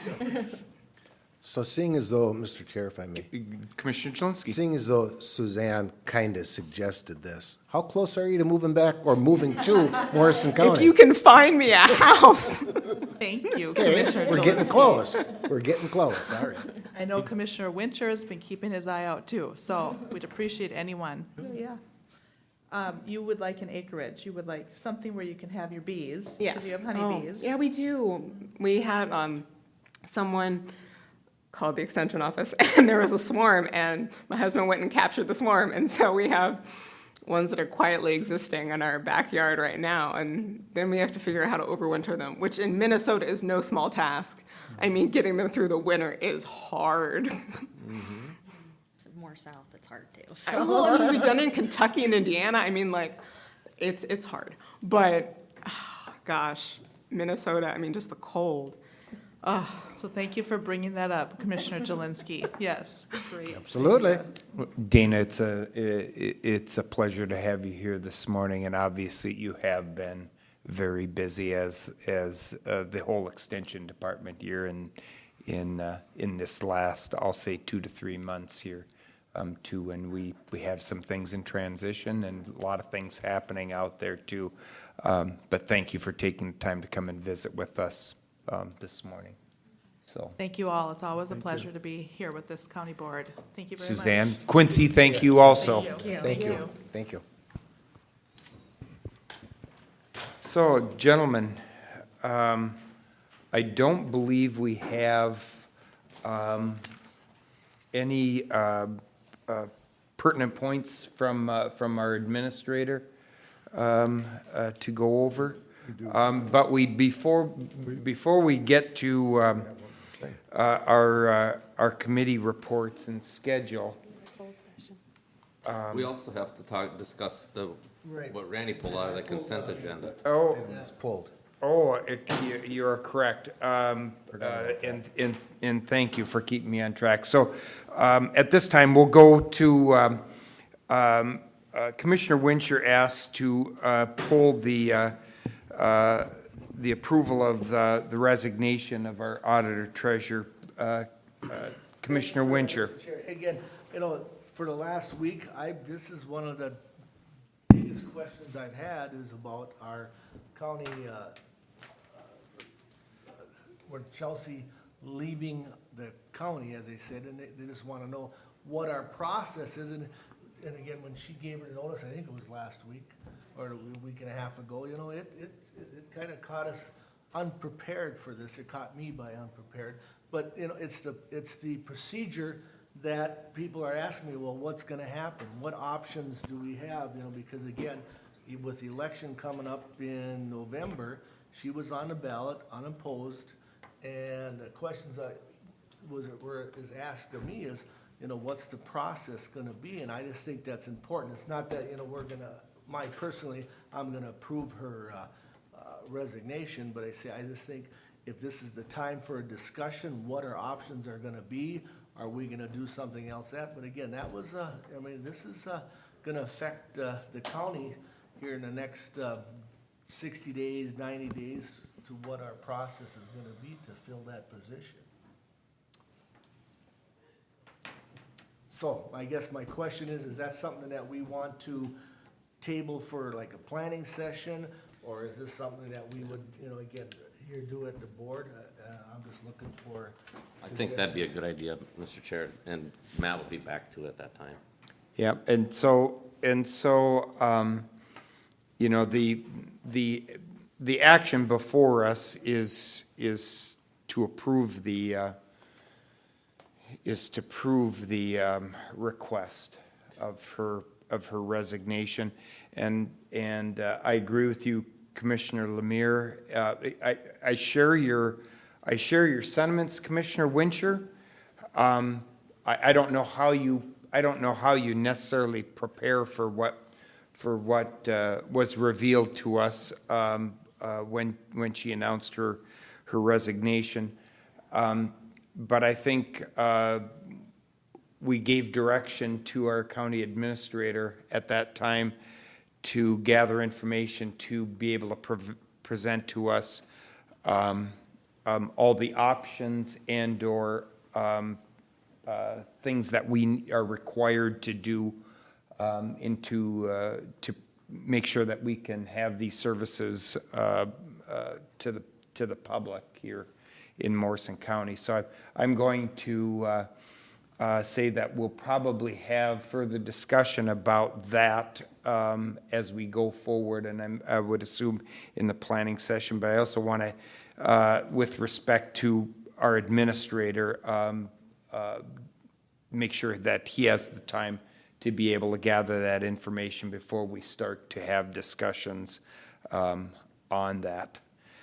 So, I'll make a motion, Chair, to approve the resignation of County Auditor Treasurer. And Mr. Chair, painfully, I will second that. So we have a motion by Commissioner Lemire, a second by Commissioner Jelinski to accept the resignation of Chelsea Robinson as our County Auditor Treasurer. Discussion. Further discussion, seeing none. All those in favor signify by saying aye. Aye. Those opposed? Motion prevails. So, at some point, we're going to have to go into closed session. Should we do, gentlemen, would you prefer to do our, We're just approving that. That's not, we're just approving that we're gonna do it on this day. That's all the motion is. oh, okay, so, we have a resolution to approve for a closed executive session on August I'll make a 30th. motion to approve the resolution for the closed executive session on August, oh, yeah, 30th. 30th. to Second. discuss- So we have motion by Commissioner Wincher, second by Commissioner Lemire. Thank you, Commissioner Wincher, for stating that correctly. Discussion, discussion, discussion. Seeing none, all those in favor signify by saying aye. Aye. Motion prevails. Now, finally.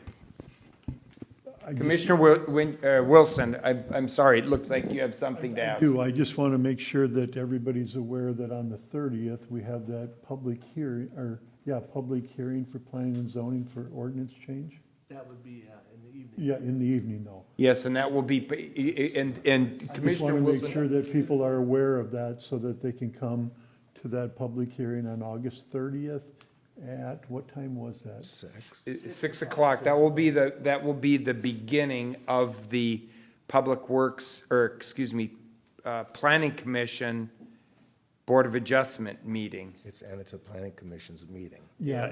And part of the Planning Commission meeting.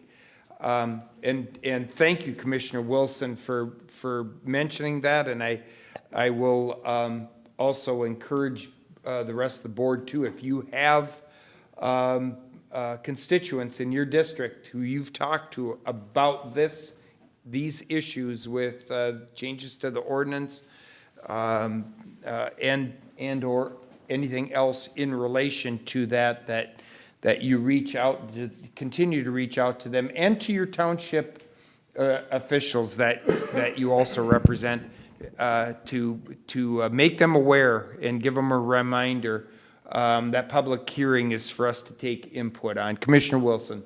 Just for understanding what happens that night is Planning Commission will be doing that public hearing. We'll be sitting out there in the audience, just like there's any other planning commission. And then that will come back to the board, their recommendation and stuff, correct? Just like normal. It's not like we're having that ourselves. No, and you are correct, but this board will be there to take notes and to gather that input, and then we will take that into consideration. You're very correct. Thank you, Commissioner Wilson. Anything else in relation to that? If not, we will go to the calendar and to schedules, and I look to our deputy clerk here, Ms. Tabitha. Dates. I would like August 28th through September 10th, with the reminder that September 5th is a holiday. What day is the holiday? The 5th. Be the 5th. Be Labor Day. Commissioner Jelinski hits lead off. Mr. Chair, we'll start off with the 29th of August at 11 o'clock in the morning. I have a State Emergency Communications Board virtual leadership summit meeting, and that's in preparation for the Leadership Summit that's coming up in September, formerly known as Boot Camp. On Tuesday, the 30th at 8:30 in the morning, we have a planning meeting scheduled. Following our planning meeting, at or about 10:30, we have a budget meeting. I'd like to remind the board that at 1:30 that afternoon, there's going to be farewell, if you will, retirement for Jim Shibalewski from Health and Human Services. Yes. If you will. At 6 o'clock that same evening is the Planning Commission Board of Adjustment meeting, which Commissioner Wilson reminded us that that's a public hearing that the Planning Commission will be holding, and we'll be discussing possibility of changes to our ordinances. Thank you. Lost for a word there. On the 31st, I don't have anything. On September 1st at 10 o'clock in the morning, I have a State Emergency Communications Board Legislative Committee meeting, and that is virtual. On the 2nd of September at 8:30 in the morning, we have a TSWAC meeting. That's at the landfill. Okay. On the 6th of September At 9 o'clock in the morning, we have a county board meeting. At 3 o'clock that afternoon, I will be participating in the last planning meeting for the Leadership Summit with the State Emergency Communications Board, virtually. At 6:30 that evening, I believe there's a Morrison County Public Safety meeting, and that public safety meeting is here. On the 8th, I will be participating all day at the State Emergency Communications Board Leadership Summit in St. Cloud at the DOT building, as I will be participating in that same thing on the 9th of September, also at DOT in St. Cloud. And Mr. Chair, as of this moment, that's all I have. Okay. Commissioner Lemare. You got me. Commissioner Wilson. On September 1st, I've got Council of Aging, CMOCA, and on the 7th, I've got RDFA at 4 o'clock. What are the locations for those? The CMOCA will be at their office in Sartell, and RDFA is at Pine Country Bank. That is, yeah, it is at Pine Country Bank, yep. That's it for me. Commissioner Venture. Okay, on the 1st of September, I'll be in the union negotiations with Great River Regional Library all day it starts at 9:30, and that's gonna be in St. Cloud. We have 2 unions there that I'm negotiating with.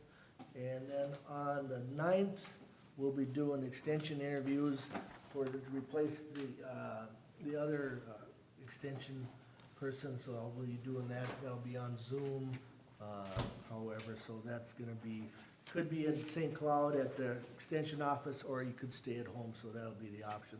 That's another all day, and that looks like we're it for me. You got me covered otherwise.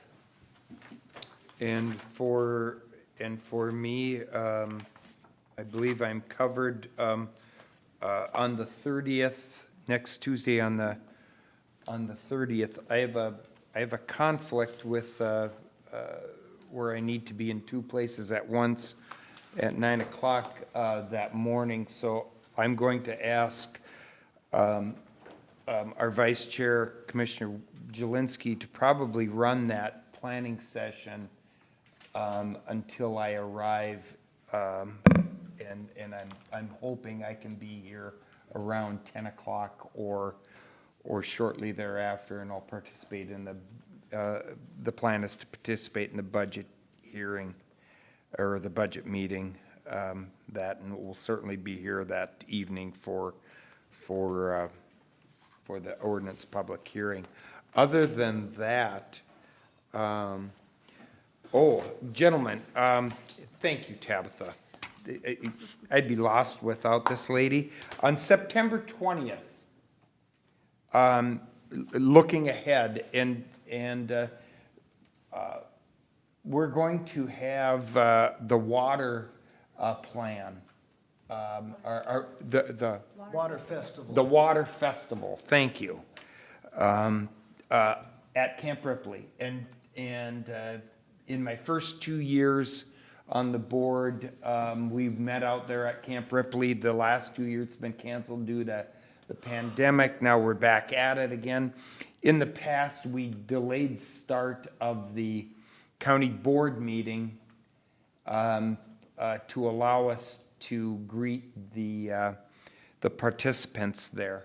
And so I'm asking the wishes of the board that we may start or delay the start of our September 20th board meeting till 10 a.m. That would allow us time to greet the children and the staff at camp and still get back here. And then we would start our board meeting at 10 o'clock. That would be and that's a board meeting, not a planning session. Wishes of the board. I'm fine with that. Mr. Chair, just have a question. I'm sure I read it. I don't have it in front of me. What time does the Water Festival start? It's a great question. I'll find that out for you. Okay. seems to me like it's 8:30, but I don't remember. I don't remember at all. I got it, but again, let me pull it up here. Because the kids got to go to school before they get to. Yeah. Yeah, so So we're, They usually show up around 9. yeah, I was going to Is say it? about 9 I don't- o'clock. They yeah. have no home. in discussing this with Tabitha prior, it was her recollection that that the board meeting started at 10, and that gave everybody enough time for transit and that. Because schools come both days, they come. Yep. So you'll have. It's Tuesday and Wednesday. Tuesday and Wednesday. Yep.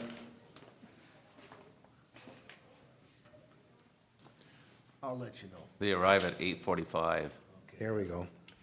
So it's 10 o'clock work, all right?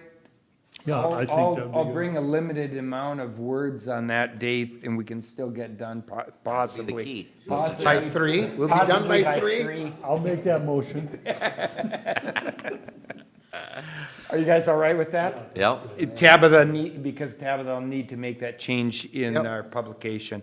So we will change the 20th to a 10 a.m. start. And we'll still get done by 11:30.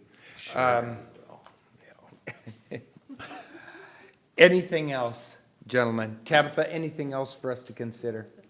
You're awesome, okay. I have nothing else. Anything else the board needs to address at this time? You know, again, I'm looking, am I missing something? Are we having Public Works or TSWAC? Yes, it was He said mentioned that. on, I On the missed it. first. yep, on second, On the 2nd of September, Okay, we have TSWAC. yeah. So, other than that, I think we're good. Gentlemen, it is 11:21, and we are adjourned.